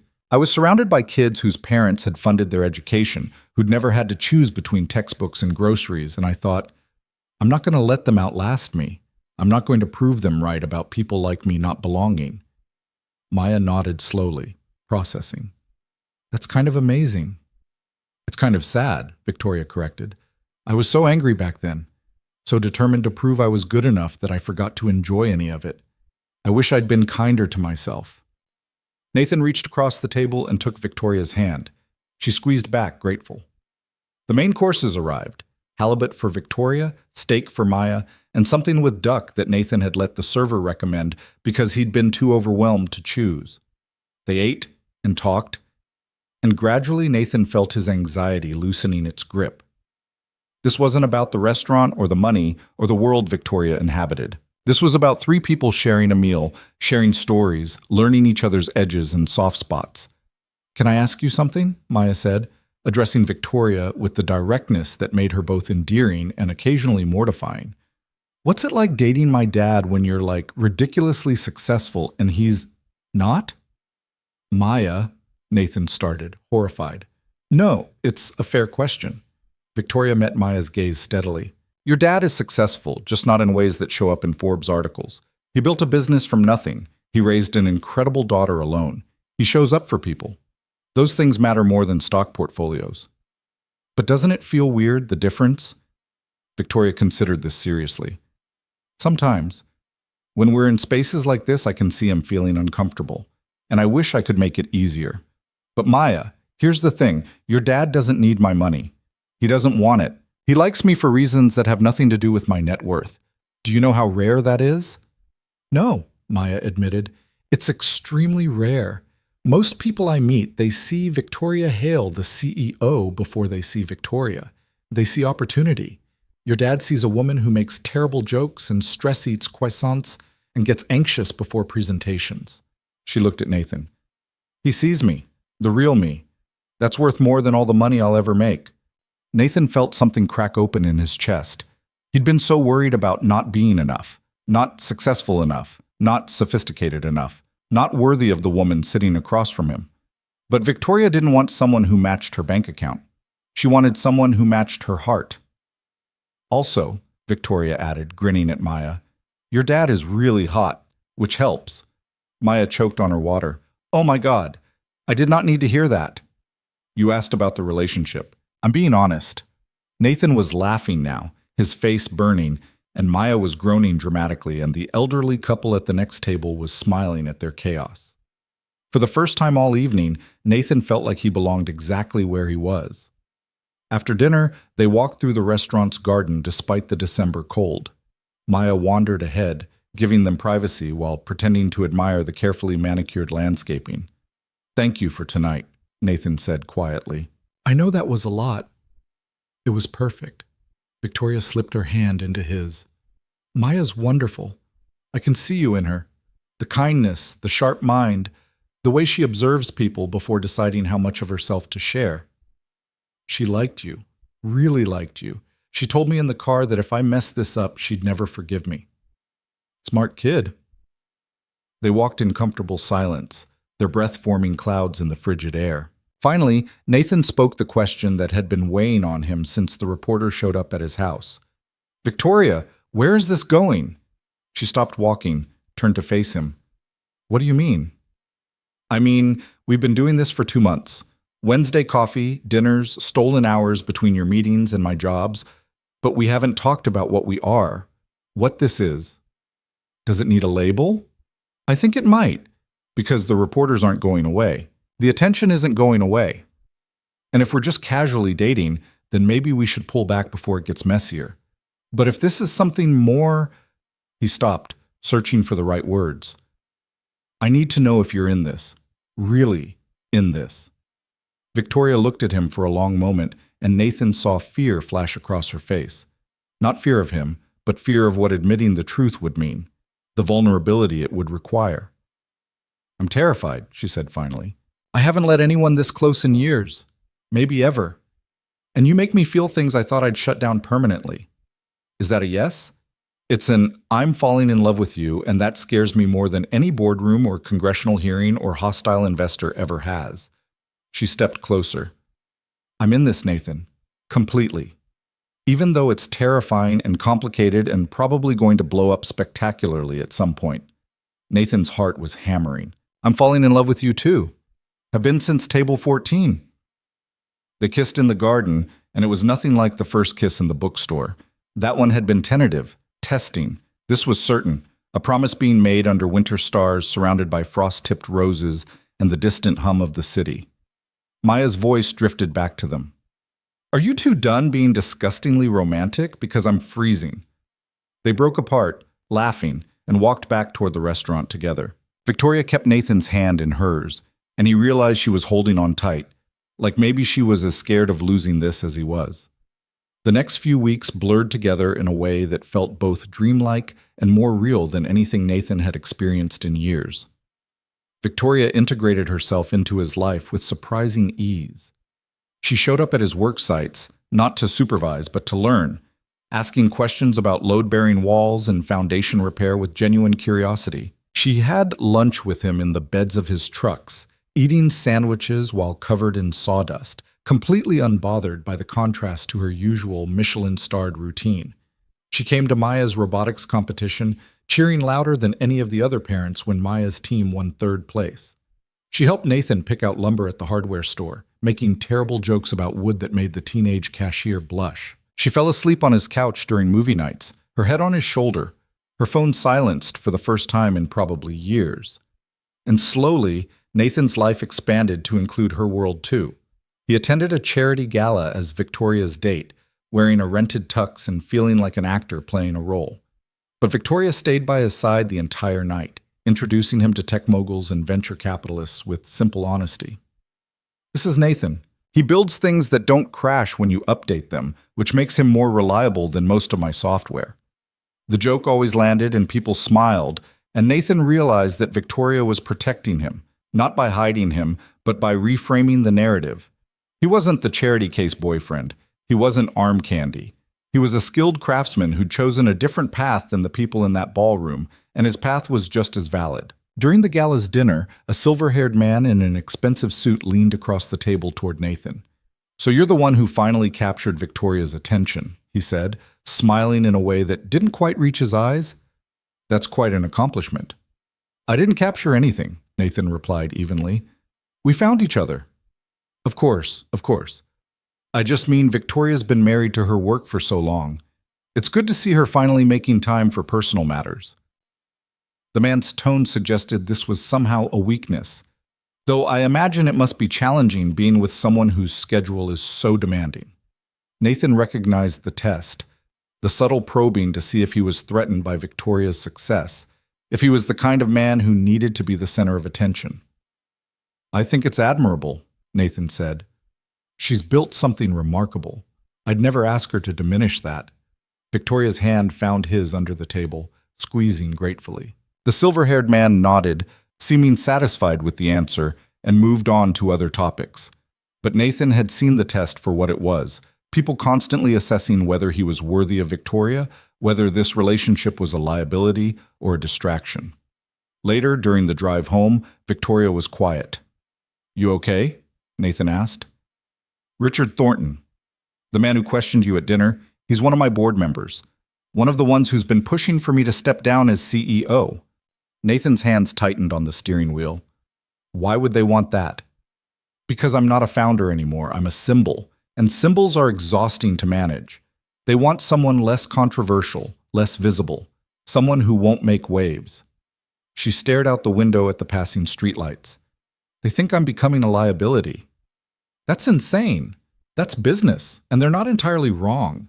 The media attention around us hasn't helped. There was an article last week speculating about whether I'm too distracted by my personal life to run the company effectively." "Because you're dating me." "Because I'm dating anyone.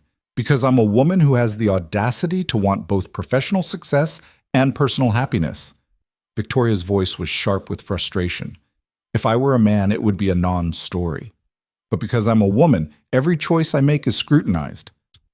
Nathan pulled the car over, unable to drive and have this conversation simultaneously. They were on a quiet street, houses dark except for porch lights. "Victoria, if I'm making your life harder, don't." She turned to face him. "Don't you dare suggest walking away to make things easier.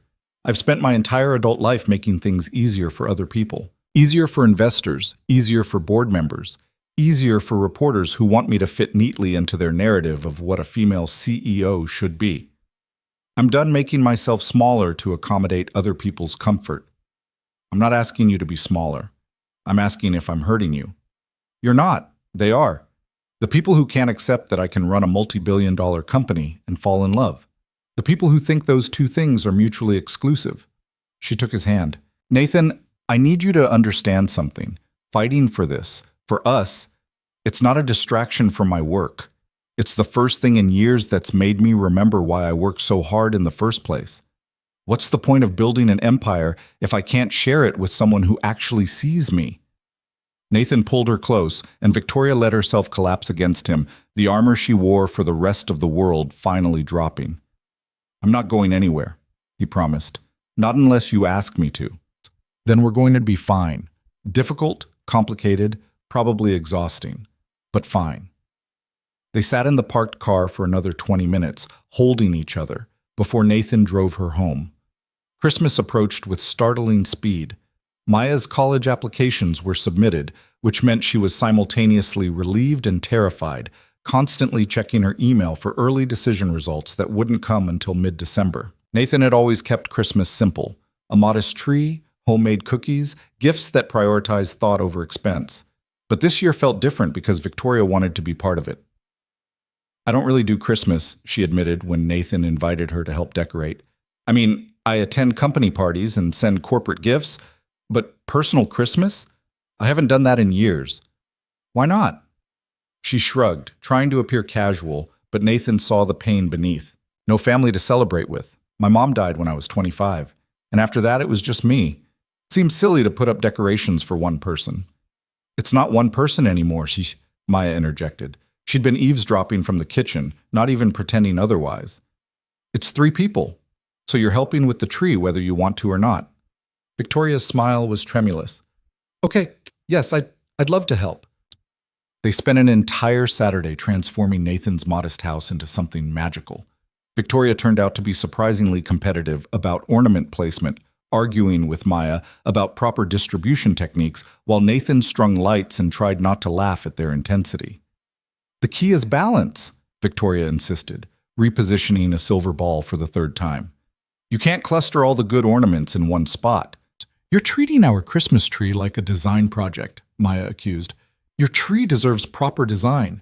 Nathan watched them bicker affectionately and felt something settle in his chest. This was what he'd been missing. Not romance exactly, but partnership, family. The sense that his home was big enough to hold more than just him and Maya.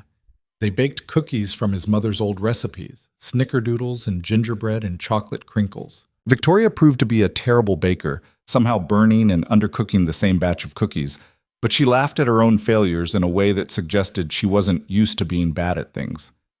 How is this so hard? She demanded, staring at her latest disaster. I have 3 engineering degrees. Baking is chemistry, Maya explained. Different skill set. I was good at chemistry. Apparently not this kind. Nathan took a photo of Victoria covered in flour, scowling at a tray of misshapen gingerbread men, and made it his phone background. She noticed later and tried to make him delete it, but he refused. This is my favorite picture of you, he said. I look terrible. You look human, real, like someone I could actually love instead of some untouchable CEO. Victoria stopped arguing. On Christmas Eve, Maya received her early decision email from Stanford. Nathan watched her open it on his laptop, hands shaking, barely breathing. Victoria stood slightly back, giving them space for this moment that belonged to them. Maya's scream could probably be heard in Oregon. I got in. Dad, I got in. Full scholarship, engineering program, everything. Nathan hugged her so tight he probably cracked her ribs, tears streaming down his face. His little girl, his brilliant, unstoppable daughter, was going to Stanford. She was going to change the world exactly like she'd always planned. I'm so proud of you, he managed through the tears. So incredibly proud. I couldn't have done it without you. Maya was crying too. Everything you sacrificed, all those years, wasn't sacrifice, was privilege. Getting to be your dad is the best thing I've ever done. Victoria watched them from across the room, and when Nathan looked up, he saw tears on her cheeks too. She mouthed congratulations, and Maya broke away from Nathan to hug her. Thank you, Maya said, for making my dad happy, for showing up, for being here. Thank you for letting me be here, Victoria whispered back. That night, after Maya had called everyone she'd ever met to share the news, after the excitement had finally settled into exhausted happiness, Nathan and Victoria sat on his back porch despite the cold. She's going to California, Nathan said quietly. She's going to leave. I know. And I'm going to be alone in this house for the first time in 17 years. Victoria took his hand. You don't have to be alone. Nathan looked at her, hope and fear warring in his chest. What are you saying? I'm saying that when Maya leaves for Stanford, you won't be alone. Because I'll be here, if you want me to be. Victoria, I'm not suggesting we rush anything. I'm just saying you have options. You have me. She squeezed his hand. I love you, Nathan Carter. And I know it's only been 3 months, and I know that's too fast for normal people, but I've never been normal, and I've never felt about anyone the way I feel about you. Nathan's heart was hammering so hard he could hear it. I love you too. Have loved you since that first Wednesday coffee, if I'm being honest. Then we'll figure it out. Together. Your life, my life, some new life that's big enough for both of us. They kissed under the stars, and Nathan thought about all the ways his life had changed since October, since Table 14, since a woman in a navy dress had chosen the forgotten corner and found him there, hiding from hope. Christmas morning arrived with snow, rare for Seattle, magical for everyone.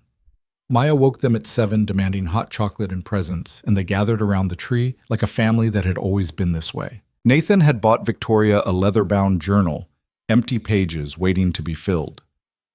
For all the things you think about that aren't business, he'd written in the inscription, for the parts of you that don't belong to anyone else. Victoria had cried, actually cried. Then she'd given him his gift, a vintage toolbox, beautifully restored, that had belonged to her grandfather. He was a carpenter, she explained. One of the only good memories I have from childhood is watching him build things. I found this in storage and had it refinished. I thought maybe it could be yours now. Nathan ran his hands over the smooth wood, feeling the history in every grain. This is perfect, thank you. Maya opened her gifts, which included a new laptop from Victoria that made her gasp, and a toolkit from Nathan that made her roll her eyes affectionately. I'm going to be an engineer, Dad. I'll need tools. Exactly. That's why I got you tools. They spent the day in pajamas, watching movies and eating leftovers, and existing in the warm bubble of contentment that only Christmas can create. Victoria fit seamlessly into their traditions, never trying to change them, just adding herself to the existing pattern. That evening, after Maya had gone to bed, Nathan and Victoria stood in front of the Christmas tree, lights twinkling in the darkness. I need to tell you something, Victoria said, her voice serious.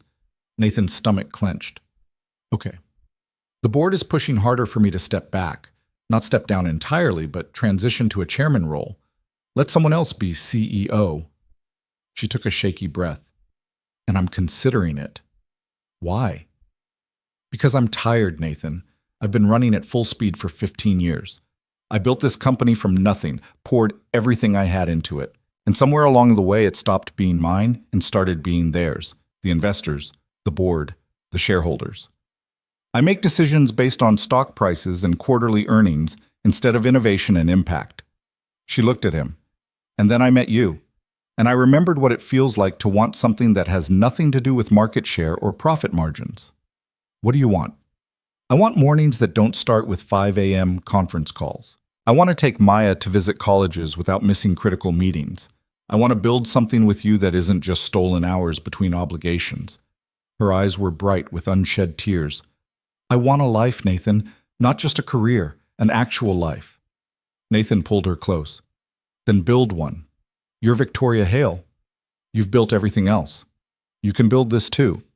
You make it sound simple. It's not simple, but it's possible, and you deserve it.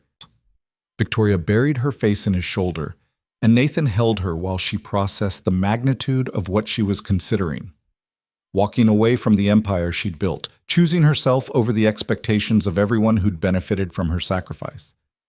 It was the bravest thing he'd ever seen. January came with this kind of rain that made Seattle feel like it existed underwater.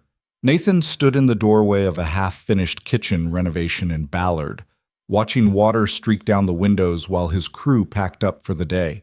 His phone buzzed for the fourth time in an hour, and he already knew it was Victoria before he looked at the screen. Board meeting ran long. Can we push dinner to 8? He texted back. Of course, I'll keep the pasta warm. 3 dots appeared, disappeared, appeared again. Finally, I'm sorry. This week has been impossible. Nathan stared at the message, feeling the familiar tension that had been building since New Year's. Victoria was pulling away. Not emotionally, but practically, her calendar swallowing her whole, meetings bleeding into meetings, the company demanding pieces of her that she didn't have left to give. She'd mentioned stepping back to chairman. That was 6 weeks ago, and nothing had changed except the dark circles under her eyes and the weight she'd lost from skipping meals between conference calls. Boss, we're heading out, called Marcus, one of his regular contractors. You good to lock up? Yeah, go ahead, drive safe. Marcus hesitated in the doorway. You all right, man? You've been staring at that phone like it personally offended you. Nathan pocketed the phone. Just relationship stuff. The billionaire girlfriend? She has a name. Right, sorry. Victoria, Marcus grinned. Though you gotta admit, billionaire girlfriend sounds cooler. Nathan couldn't help but smile. Get out of here. He locked up the site and drove home through the rain, exhaustion settling into his bones. The house was dark when he arrived. Maya was at a study group preparing for AP exams with the intensity of someone who'd already conquered college admissions and was determined to finish high school the same way.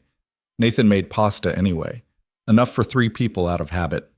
He set the table, opened a bottle of wine, and waited. 8 o'clock came and went. At 8:15 his phone rang. I'm so sorry, Victoria said without preamble, her voice tight with stress. The meeting just ended and I have another one in Tokyo in 45 minutes via video conference. I can't make dinner. It's fine. I'll save you a plate. Nathan, I'm really sorry. Victoria, it's okay.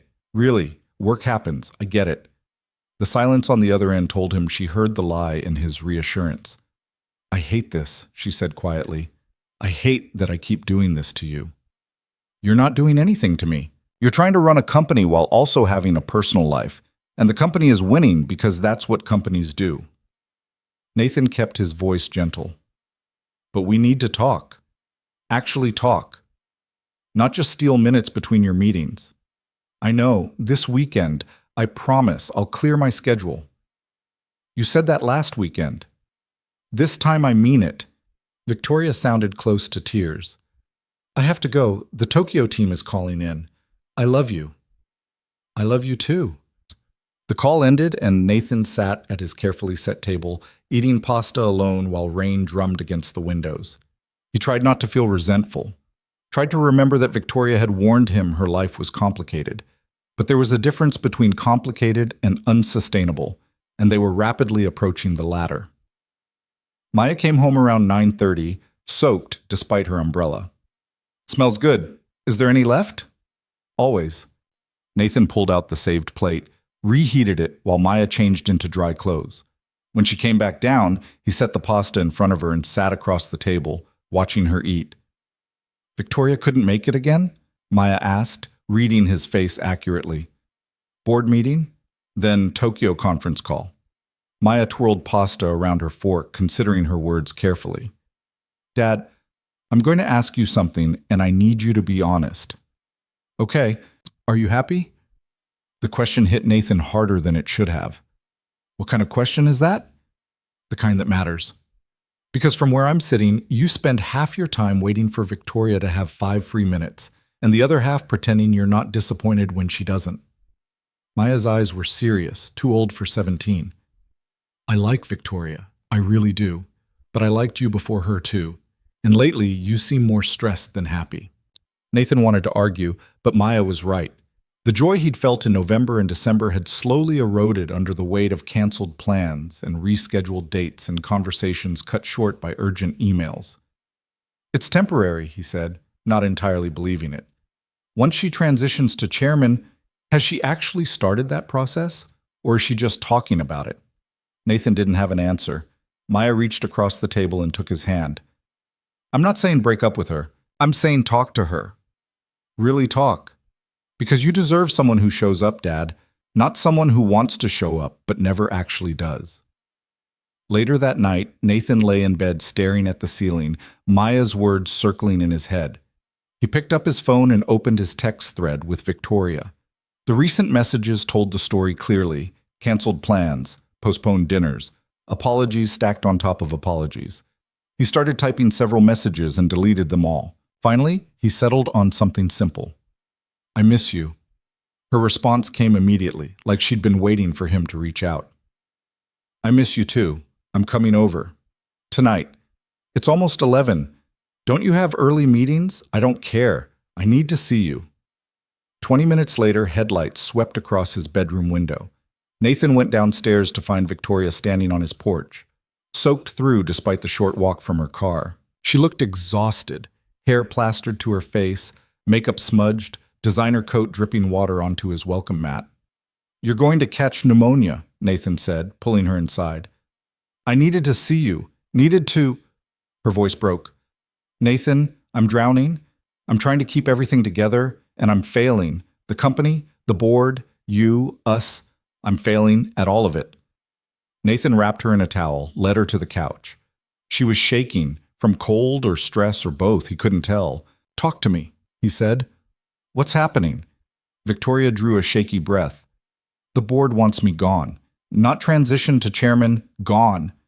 They've been building a case for months. Every distraction, every missed opportunity, every article about my personal life. They're using it all to argue I'm no longer fit to lead. That's insane. You built that company. And now they think someone else can run it better. Someone without baggage. Someone who won't be on the cover of tabloids with a carpenter boyfriend. She said it without bitterness, just bone-deep exhaustion. They're meeting next week to vote on my removal. Nathan felt anger surge through him. Let me guess. Richard Thornton is leading the charge. Among others, he's convinced the other board members that I've become a liability, that my relationship with you proves I'm not focused on the company's best interests. So I'm the problem. No. Nathan, you're the only thing keeping me sane right now. You and Maya and Wednesday mornings at that terrible coffee shop. You're the reminder that there's more to life than quarterly earnings and shareholder value. Victoria looked at him with red-rimmed eyes. But they're not wrong that I've been distracted. I have been. Because for the first time in 15 years, I want something more than just work. What do you want? This. You. A life where I'm not constantly choosing between my company and my happiness. She wiped at her eyes angrily. But I don't know how to have both. Every time I try to create space for us, something at work explodes. And every time I focus on work, I lose another piece of what we're building.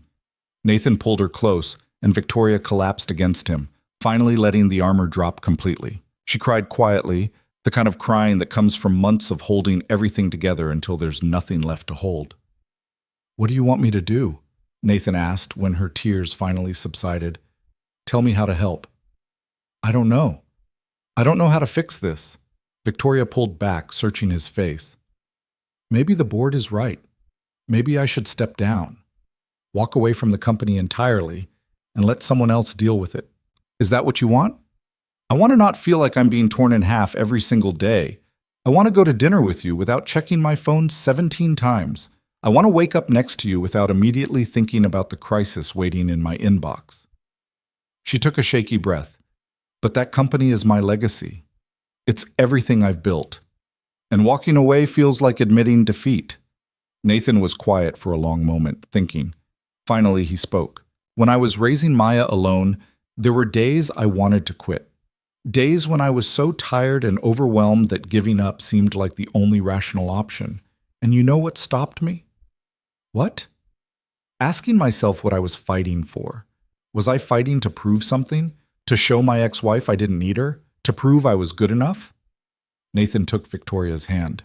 Or was I fighting for Maya?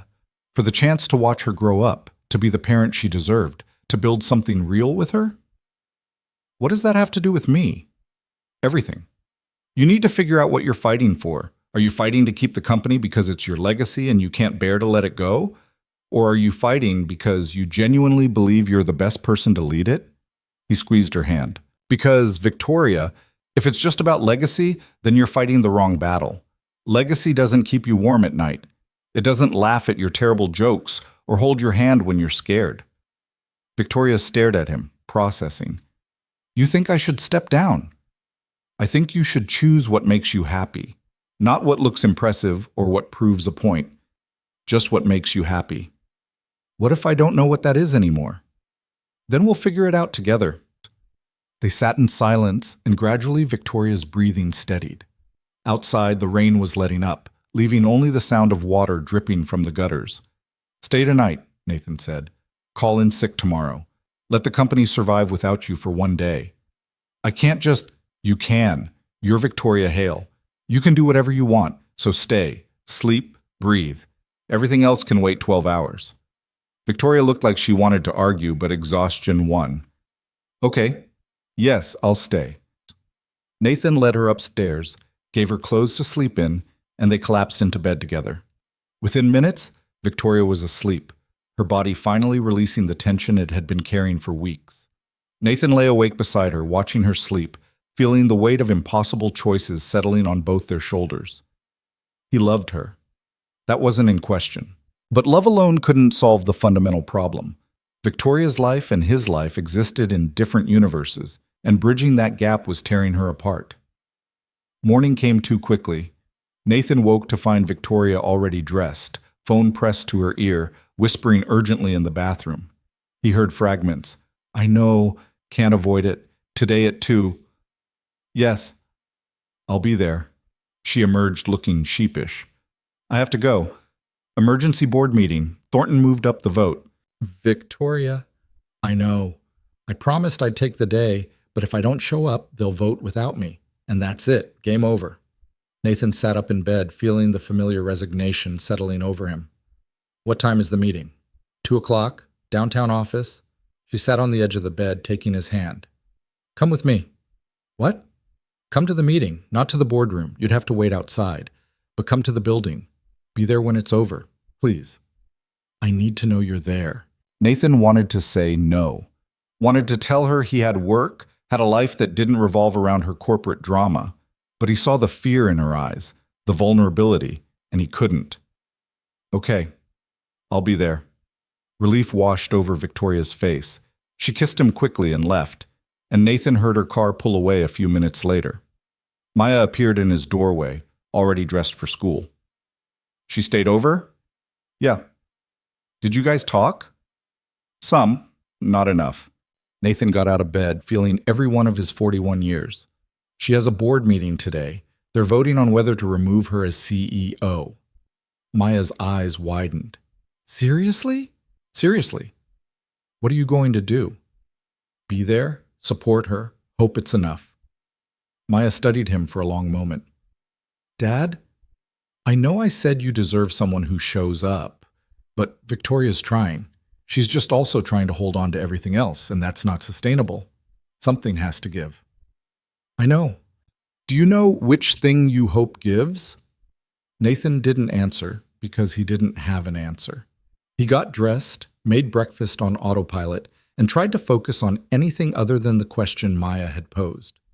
He spent the morning at a work site in Fremont, installing crown molding in a Victorian that was being restored to its original grandeur. The work usually calmed him, the precision required, the satisfaction of watching something beautiful emerge from careful attention. But today his hand shook slightly, and he had to remeasure cuts twice. At 1:30, he cleaned up and headed downtown. The Hale Technologies building was impossible to miss, 40 stories of glass and steel, dominating the Seattle skyline with the same authority Victoria brought to everything she did. Nathan parked in the visitor lot and made his way to the lobby. Security checked his ID, made a call upstairs, and waved him through. He took the elevator to the 40th floor, where Victoria's executive assistant was waiting. Mr. Carter, she said warmly, Ms. Hale said you'd be coming. The board meeting is in conference room A, just down that hall. You can wait in her office. She left instructions that you're welcome to anything in there. Thank you. Victoria's office was exactly as he remembered from the gala aftermath. Massive windows overlooking the city, minimalist furniture that probably cost more than his truck, artwork on the walls that he didn't recognize but assumed was significant. He sat on the sleek leather couch and tried not to feel like an imposter. The clock on the wall ticked forward with agonizing slowness. 2 o'clock came. 2:30. 3. At 3:15, Victoria's assistant knocked softly and entered. Can I get you anything? Coffee? Water? I'm fine, thank you. How long do these meetings usually run? Depends on the agenda. But this one? She hesitated. This one could go late. Nathan nodded, unsurprised. He pulled out his phone and texted Maya. Still waiting. Meeting running long. Her response was immediate. How are you holding up? Stressed? Feeling useless? You're not useless. You're there. That matters. Nathan hoped she was right. At 4 o'clock, the office door opened and Victoria walked in. Nathan stood immediately, trying to read her expression, but her face was carefully neutral, the CEO mask firmly in place. How did it go? He asked. Victoria closed the door, leaned against it, and finally let the mask slip. They didn't vote me out. Relief flooded through Nathan.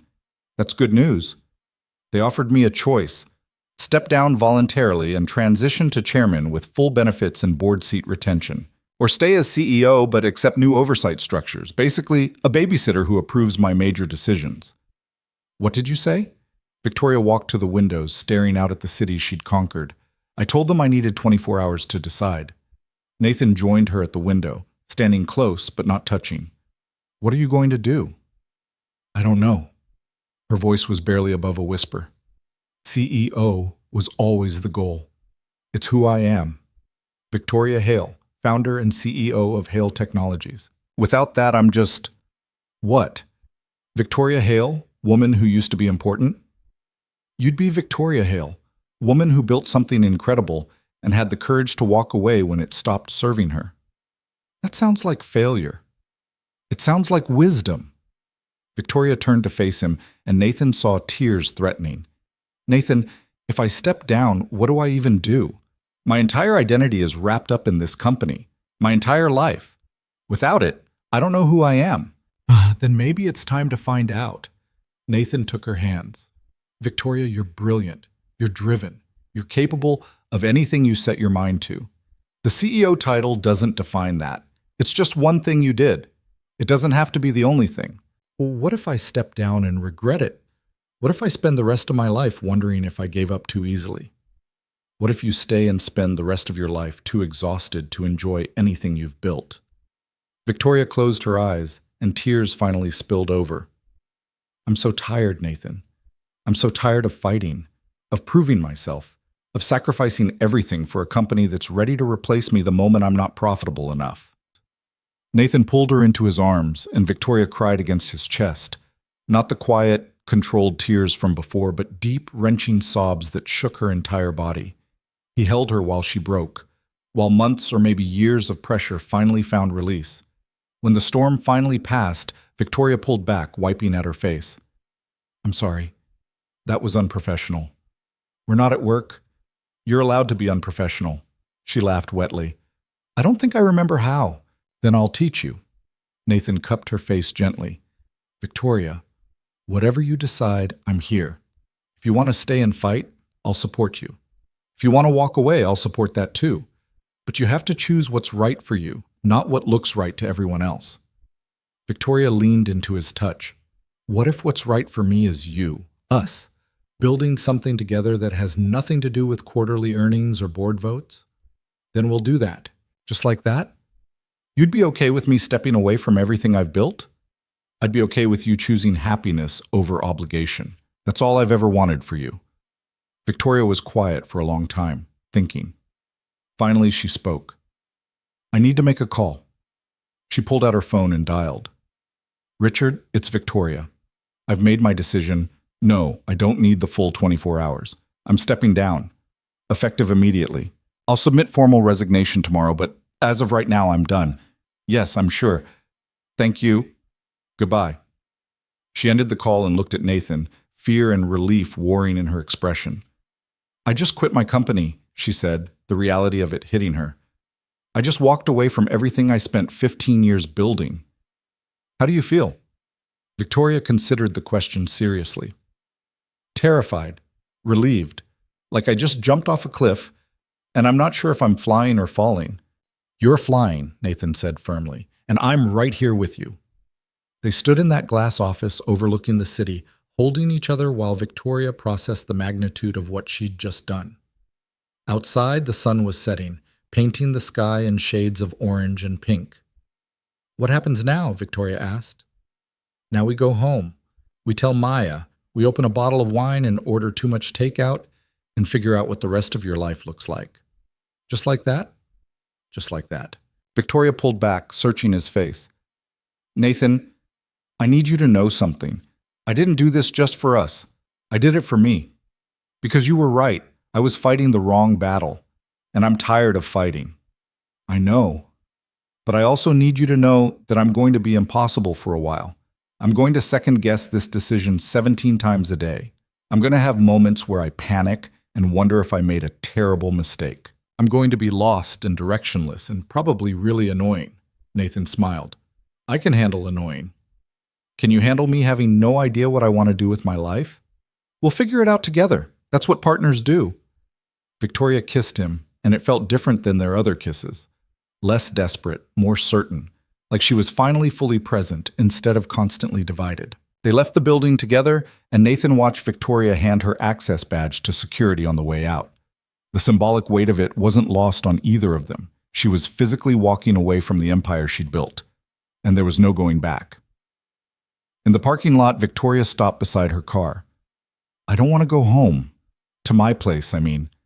The penthouse apartment that I barely live in because I'm always at the office. It doesn't feel like home anymore. Then come to my place. Stay as long as you want. What about Maya? Maya adores you. She'll be thrilled.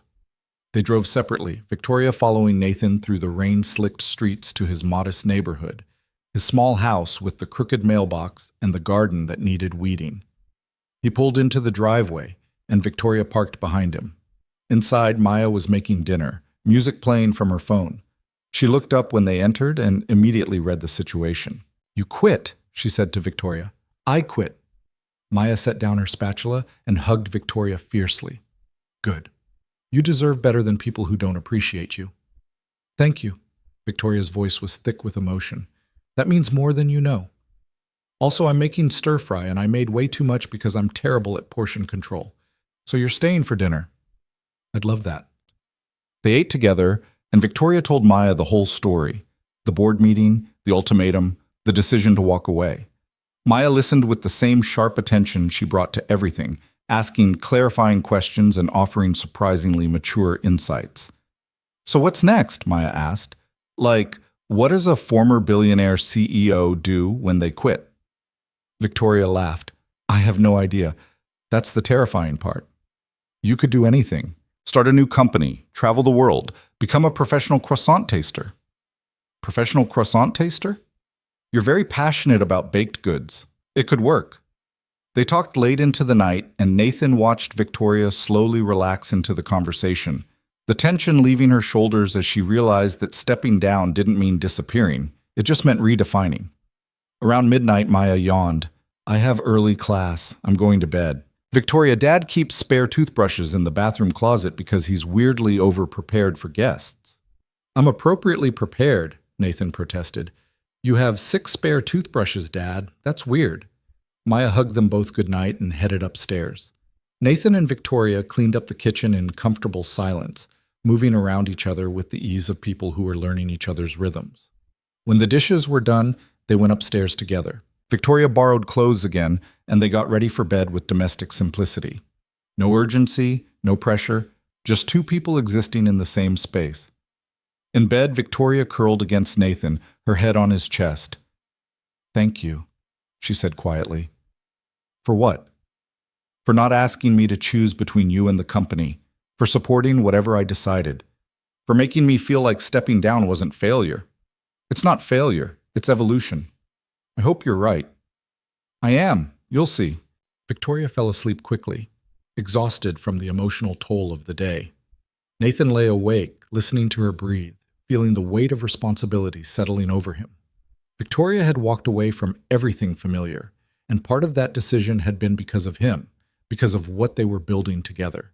He had to make sure it was worth it. The first week after Victoria stepped down was chaos dressed as freedom. She woke up Monday morning in Nathan's bed, reached for her phone out of habit, and stared at the empty screen for a full minute before remembering she had nowhere to be, no crisis demanding her immediate attention, no conference calls scheduled across 3 time zones. "This is weird," she said, setting the phone down. Nathan was already half dressed for work, pulling on his worn flannel shirt. "What's weird?" "Nothing. Everything. I don't have a single meeting today. Not one." She looked almost panicked. "What am I supposed to do?" "Whatever you want. That's kind of the point." "I don't remember what I want." Nathan sat on the edge of the bed, taking her hand. "Start small. Have breakfast. Drink coffee that isn't from a to-go cup. Read a book. Take a walk. You don't have to figure out your entire future before noon." Victoria nodded, but Nathan could see the anxiety building behind her eyes. 15 years of operating at maximum capacity didn't just switch off because you wanted it to. The drive that had built an empire now had nowhere to go, and it was eating her alive from the inside. He kissed her forehead. "I have to get to a job site, but text me if you need anything, even if it's just to complain about being bored. I won't be bored. I'll be productive. I'll figure out next steps." "Victoria." "What?" "It's okay to not be productive for a while. You earned the rest." After Nathan left, Victoria made coffee and sat at his kitchen table, laptop open, staring at a blank document titled "What's Next?" She typed a few words, deleted them, typed different words, deleted those too. By 9 a.m., she'd written and erased 17 different versions of her future, and all of them felt wrong. Her phone rang. An unknown number. She almost didn't answer, but curiosity won. "Victoria Hale." "Ms. Hale, this is Jennifer Kwan from TechCrunch. I'm writing a piece about your resignation from Hale Technologies, and I was hoping to get a quote." Victoria hung up. The phone immediately rang again. Different number, same request. She turned it off entirely. For 3 hours, she sat in that kitchen, paralyzed by possibility. Without the structure of her CEO role, without the constant demands and scheduled chaos, she felt untethered, floating, like an astronaut who'd cut their line to the ship and was now drifting in an endless void. Around noon, Maya came home early, half day at school because of teacher conferences. "You're still in your pajamas," Maya observed, dropping her backpack by the door. "I'm thinking." "You're spiraling. There's a difference." Maya opened the refrigerator, pulled out sandwich fixings. "Want lunch?" "I'm not hungry." That wasn't actually a question. Maya started assembling sandwiches with practiced efficiency. "You're eating, then we're going out." "I can't go out. There are reporters, there are always reporters. But they get bored when you stop feeding them stories." Maya set a sandwich in front of Victoria. "Eat, then we're going to the bookstore." "Why the bookstore?"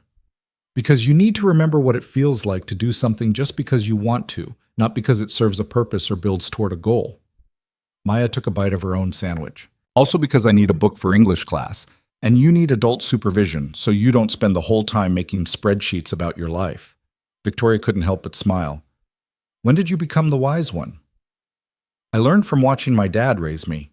He's very good at forcing people to take care of themselves." They went to the same bookstore where Nathan and Victoria had first kissed, and Maya was right. Walking through the cramped aisles, running fingers along worn spines, reading back cover descriptions of books that served no purpose except entertainment, it helped. Victoria bought 5 books she'd been meaning to read for years but never had time for. Maya bought her English assignment, and then 3 more books because the staff recommendations were too good to resist. "This is nice," Victoria admitted as they left, arms full of paper bags. "I'd forgotten what this felt like." "What?" "Having time. Having nothing scheduled after this except whatever I feel like doing. Welcome to normal people life. It's pretty great once you get used to it." Over the next few weeks, Victoria slowly learned how to exist without the constant pressure of corporate leadership. She started running in the morning, something she hadn't done since college. She volunteered at Maya's school, helping with the robotics team and discovering she genuinely enjoyed teaching without the pressure of quarterly results. She had lunch with Melissa, the bride from the wedding where everything started, and talked for hours without checking her phone once. But the nights were harder. When Nathan came home smelling like sawdust and honest work, when Maya talked about her college plans with bright-eyed excitement, Victoria felt the absence of purpose like a physical ache. She'd been Victoria Hale, CEO, for so long that she didn't know how to be just Victoria. Nathan noticed, of course. He always noticed. One evening in early March, he found her on the back porch, wrapped in a blanket despite the cold, staring at nothing. "Talk to me," he said, sitting beside her. "I don't know who I am anymore." Victoria's voice was small. "For 15 years, I was the CEO. That's how I introduced myself, how I thought about myself. And now I'm just nothing." "You're not nothing. You're the woman I love. You're Maya's friend. You're the person who volunteers with robotics students and runs 5 miles every morning and makes terrible jokes that only I find funny." "That's not enough." "Why not?" Victoria turned to face him, and Nathan saw the fear in her eyes. "Because I built something that mattered. I changed how the internet works. I employed thousands of people. I made a difference. And now I'm just existing, filling time. What's the point of all that education, all that drive, if I'm not using it?" Nathan took her hand. "Victoria, you spent 15 years proving you were good enough. You don't have to prove it anymore. You already did. The question now is, what do you actually want to do, not what you think you should do?" "I don't know the answer to that." "Then we'll figure it out together." They sat in silence, and gradually an idea started forming in Victoria's mind. Something she'd been avoiding because it felt too small, too simple. But maybe simple was exactly what she needed. "I want to teach," she said quietly. Nathan looked at her. "Teach?" "At universities, guest lectures, maybe adjunct professor work. I want to teach young women in STEM fields how to navigate the industry, how to build things, how to survive in rooms that don't want them there." Victoria's voice grew stronger as she spoke. "I spent years fighting to be taken seriously. Maybe I can help the next generation fight smarter." "That sounds perfect." "It's not building a company, It's not changing the world. It's absolutely changing the world. Just one student at a time instead of one algorithm at a time. Nathan squeezed her hand, and it sounds like something you'd be brilliant at.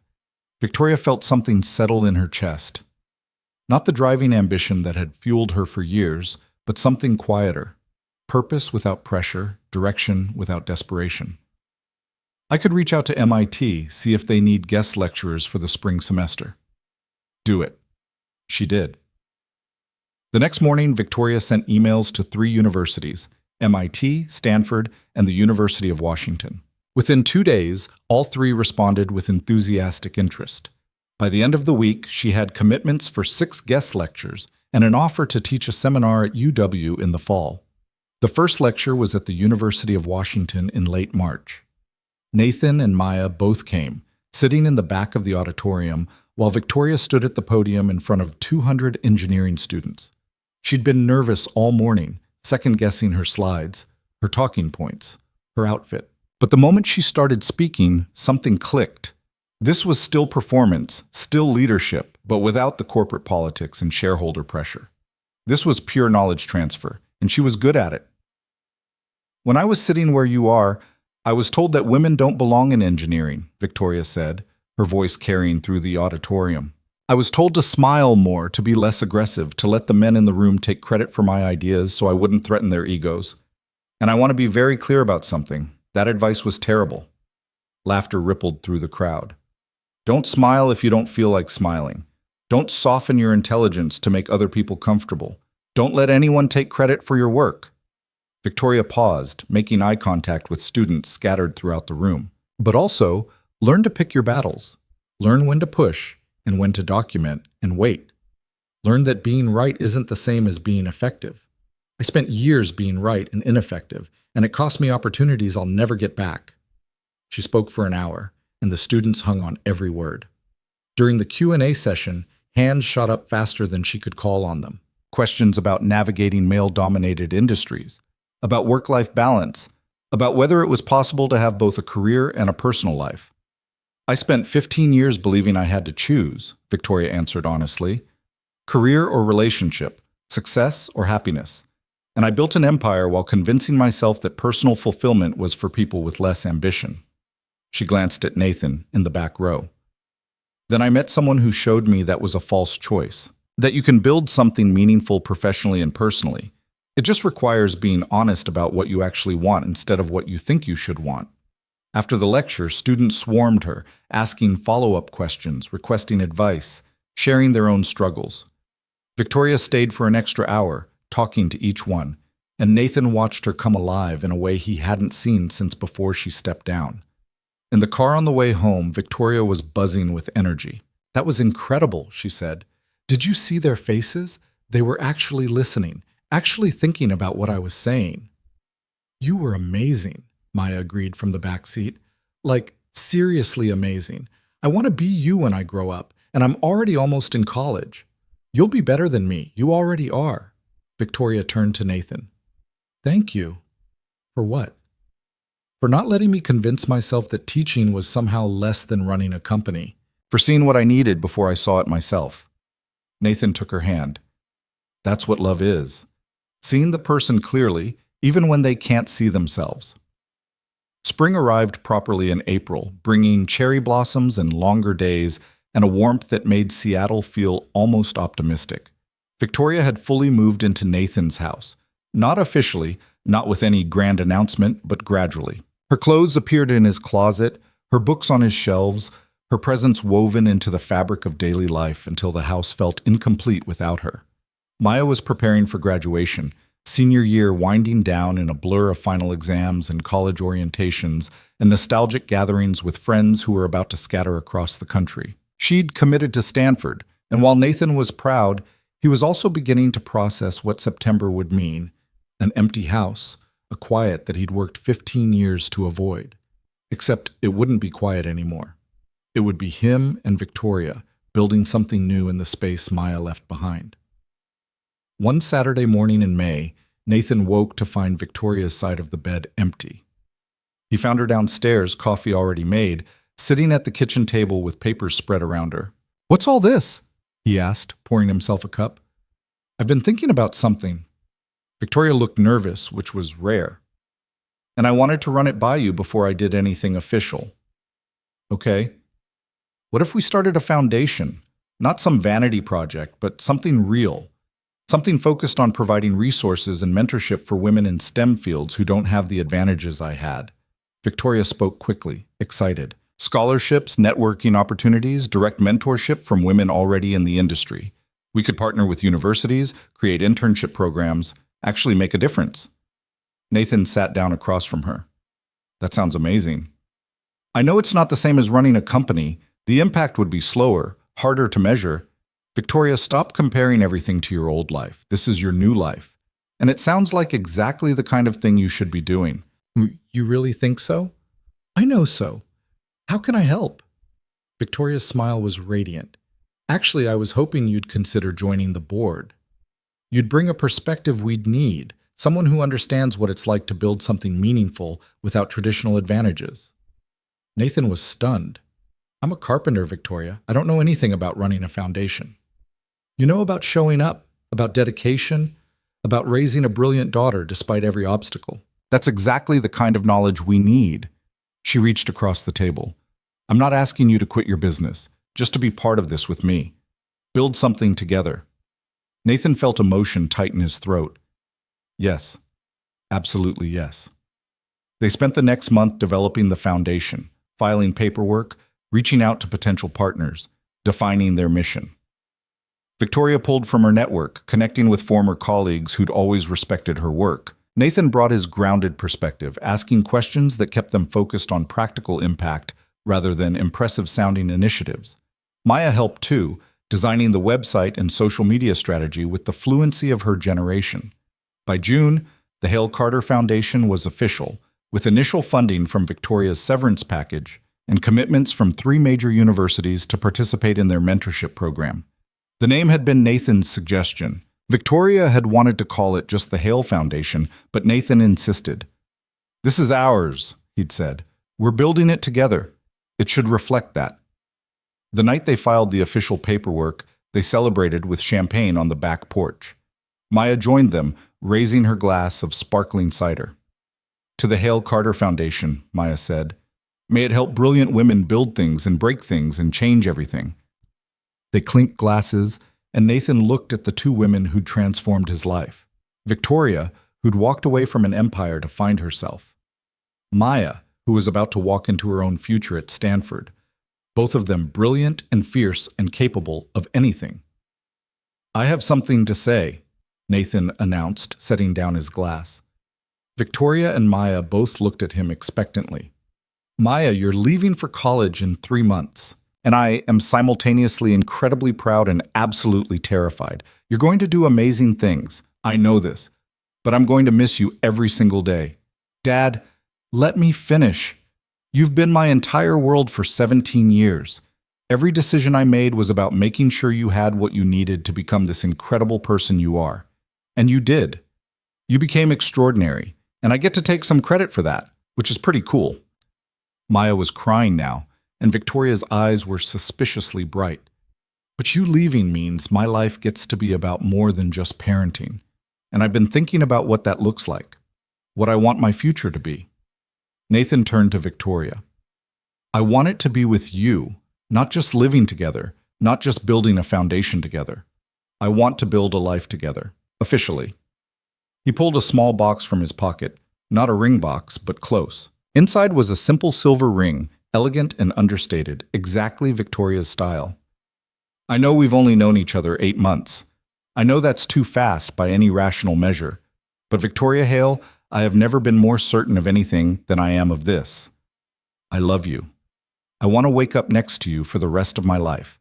I want to build foundations and teach students and grow old arguing about the proper way to load a dishwasher. He took the ring out. Will you marry me? Victoria stared at him, tears streaming down her face. For a long moment, she didn't speak, and Nathan felt panic rising. Too fast. He'd moved too fast, assumed too much. Yes.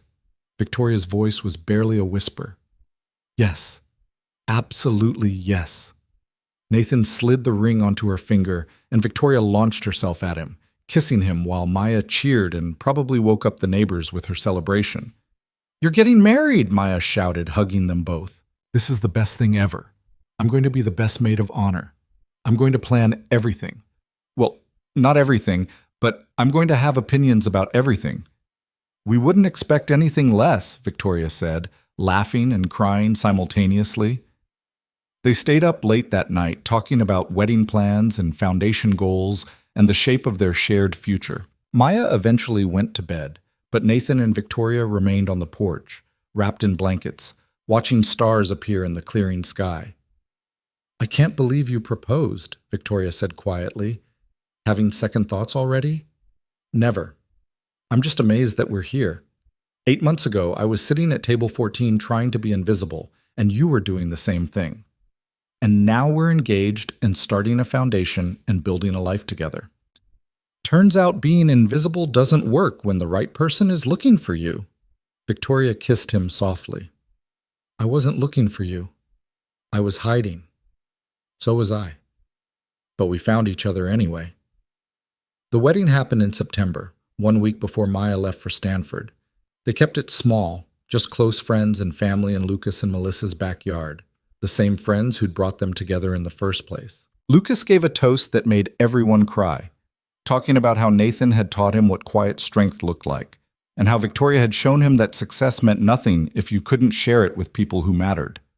"To the people who met at the forgotten table," Lucas said, raising his glass, "and built something unforgettable."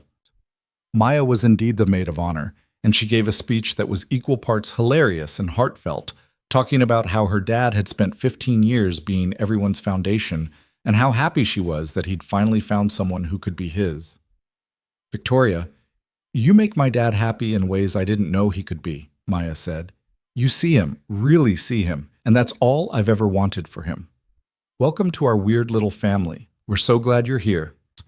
The ceremony was simple, held under an arch decorated with eucalyptus and white roses. Victoria wore a cream dress that was elegant without being ostentatious. Nathan wore the same navy suit from the wedding where they'd met, and Victoria had smiled when she saw it. "Full circle," she'd whispered. They wrote their own vows. Nathan went first, his voice steady despite the emotion. "Victoria, 8 months ago, I was convinced my life was complete.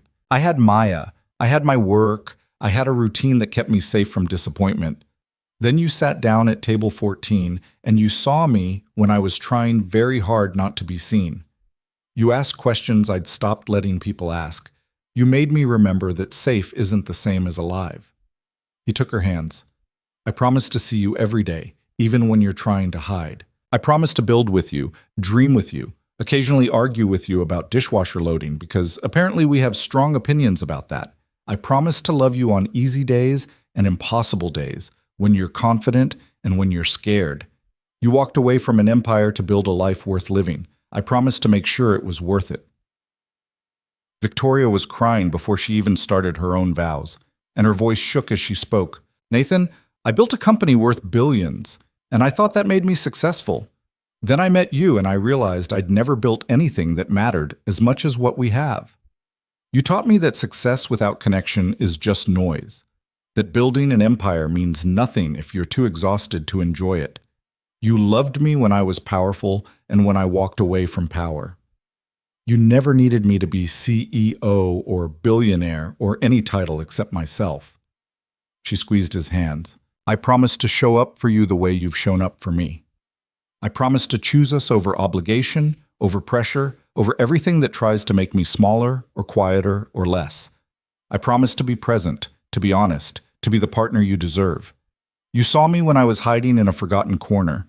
I promise to spend the rest of my life making sure you never regret looking." The officiant pronounced them married, and they kissed while their friends cheered, and Maya shouted, "Finally!" from the front row. The reception was exactly what they'd wanted. Good food, better company, and hours of dancing that neither of them were good at, but both enjoyed anyway. At one point, Nathan and Victoria found themselves on the dance floor, swaying to a slow song, and Maya appeared with her phone. "I need to document this," she said, snapping a photo. The couple from table 14, Married at last. When did you become so sentimental? Victoria teased. Since you guys made me believe in love again. Now smile. They smiled, and Maya captured the moment. Nathan and Victoria, exhausted and happy, surrounded by people who loved them, building a life that was messy and imperfect and absolutely worth every risk they'd taken.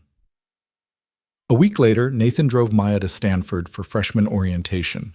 Victoria came too, and they spent 2 days helping her move into her dorm, meeting her roommate, exploring campus. When it was time to leave, Nathan hugged his daughter for a long time, trying to memorize the feeling of her in his arms before she became someone who only came home for holidays.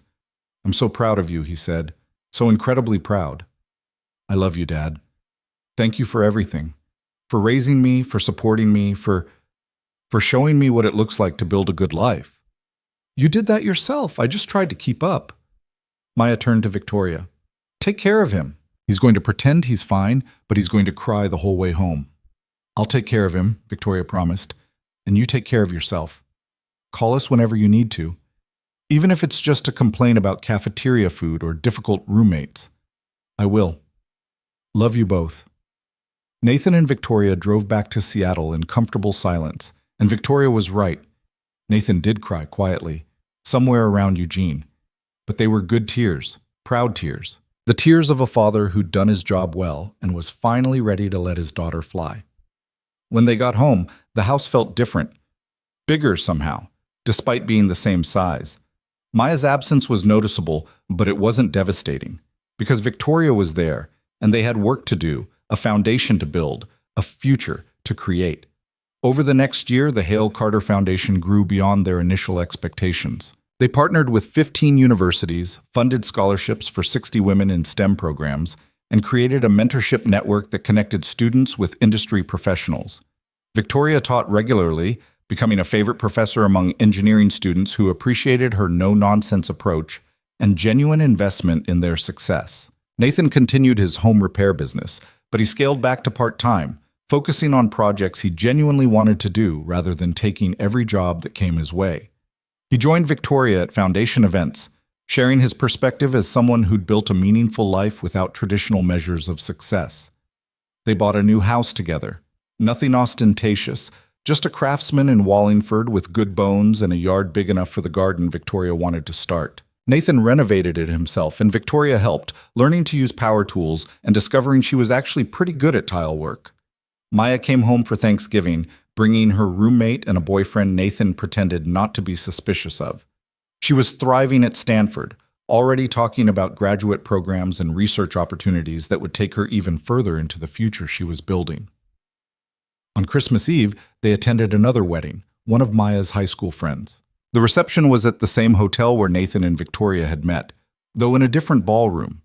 As they walked in, Victoria grabbed Nathan's hand and pointed toward a familiar corner. "Table 14, she said softly. Nathan looked at the forgotten table tucked away near the terrace doors, far from the action. The place where people sat when they wanted to be present without being noticed. "Want to go sit there?" he asked. "For old time's sake?" Victoria shook her head. "No, I think we're done hiding." They walked toward the center of the room instead, toward the light and the music and the celebration. They found their assigned table, table 3, right near the dance floor, and joined the party without hesitation. When the dancing started, Nathan pulled Victoria onto the floor. They were still terrible at it, still awkward and out of rhythm. But they laughed through every misstep, holding each other close, completely unconcerned about how they looked. Around them, other couples danced with practiced grace. The kind of people who knew what they were doing, who moved with confidence and skill. Nathan and Victoria weren't those people. They were the couple who'd found each other in the forgotten corner, who'd built something real from broken pieces and second chances.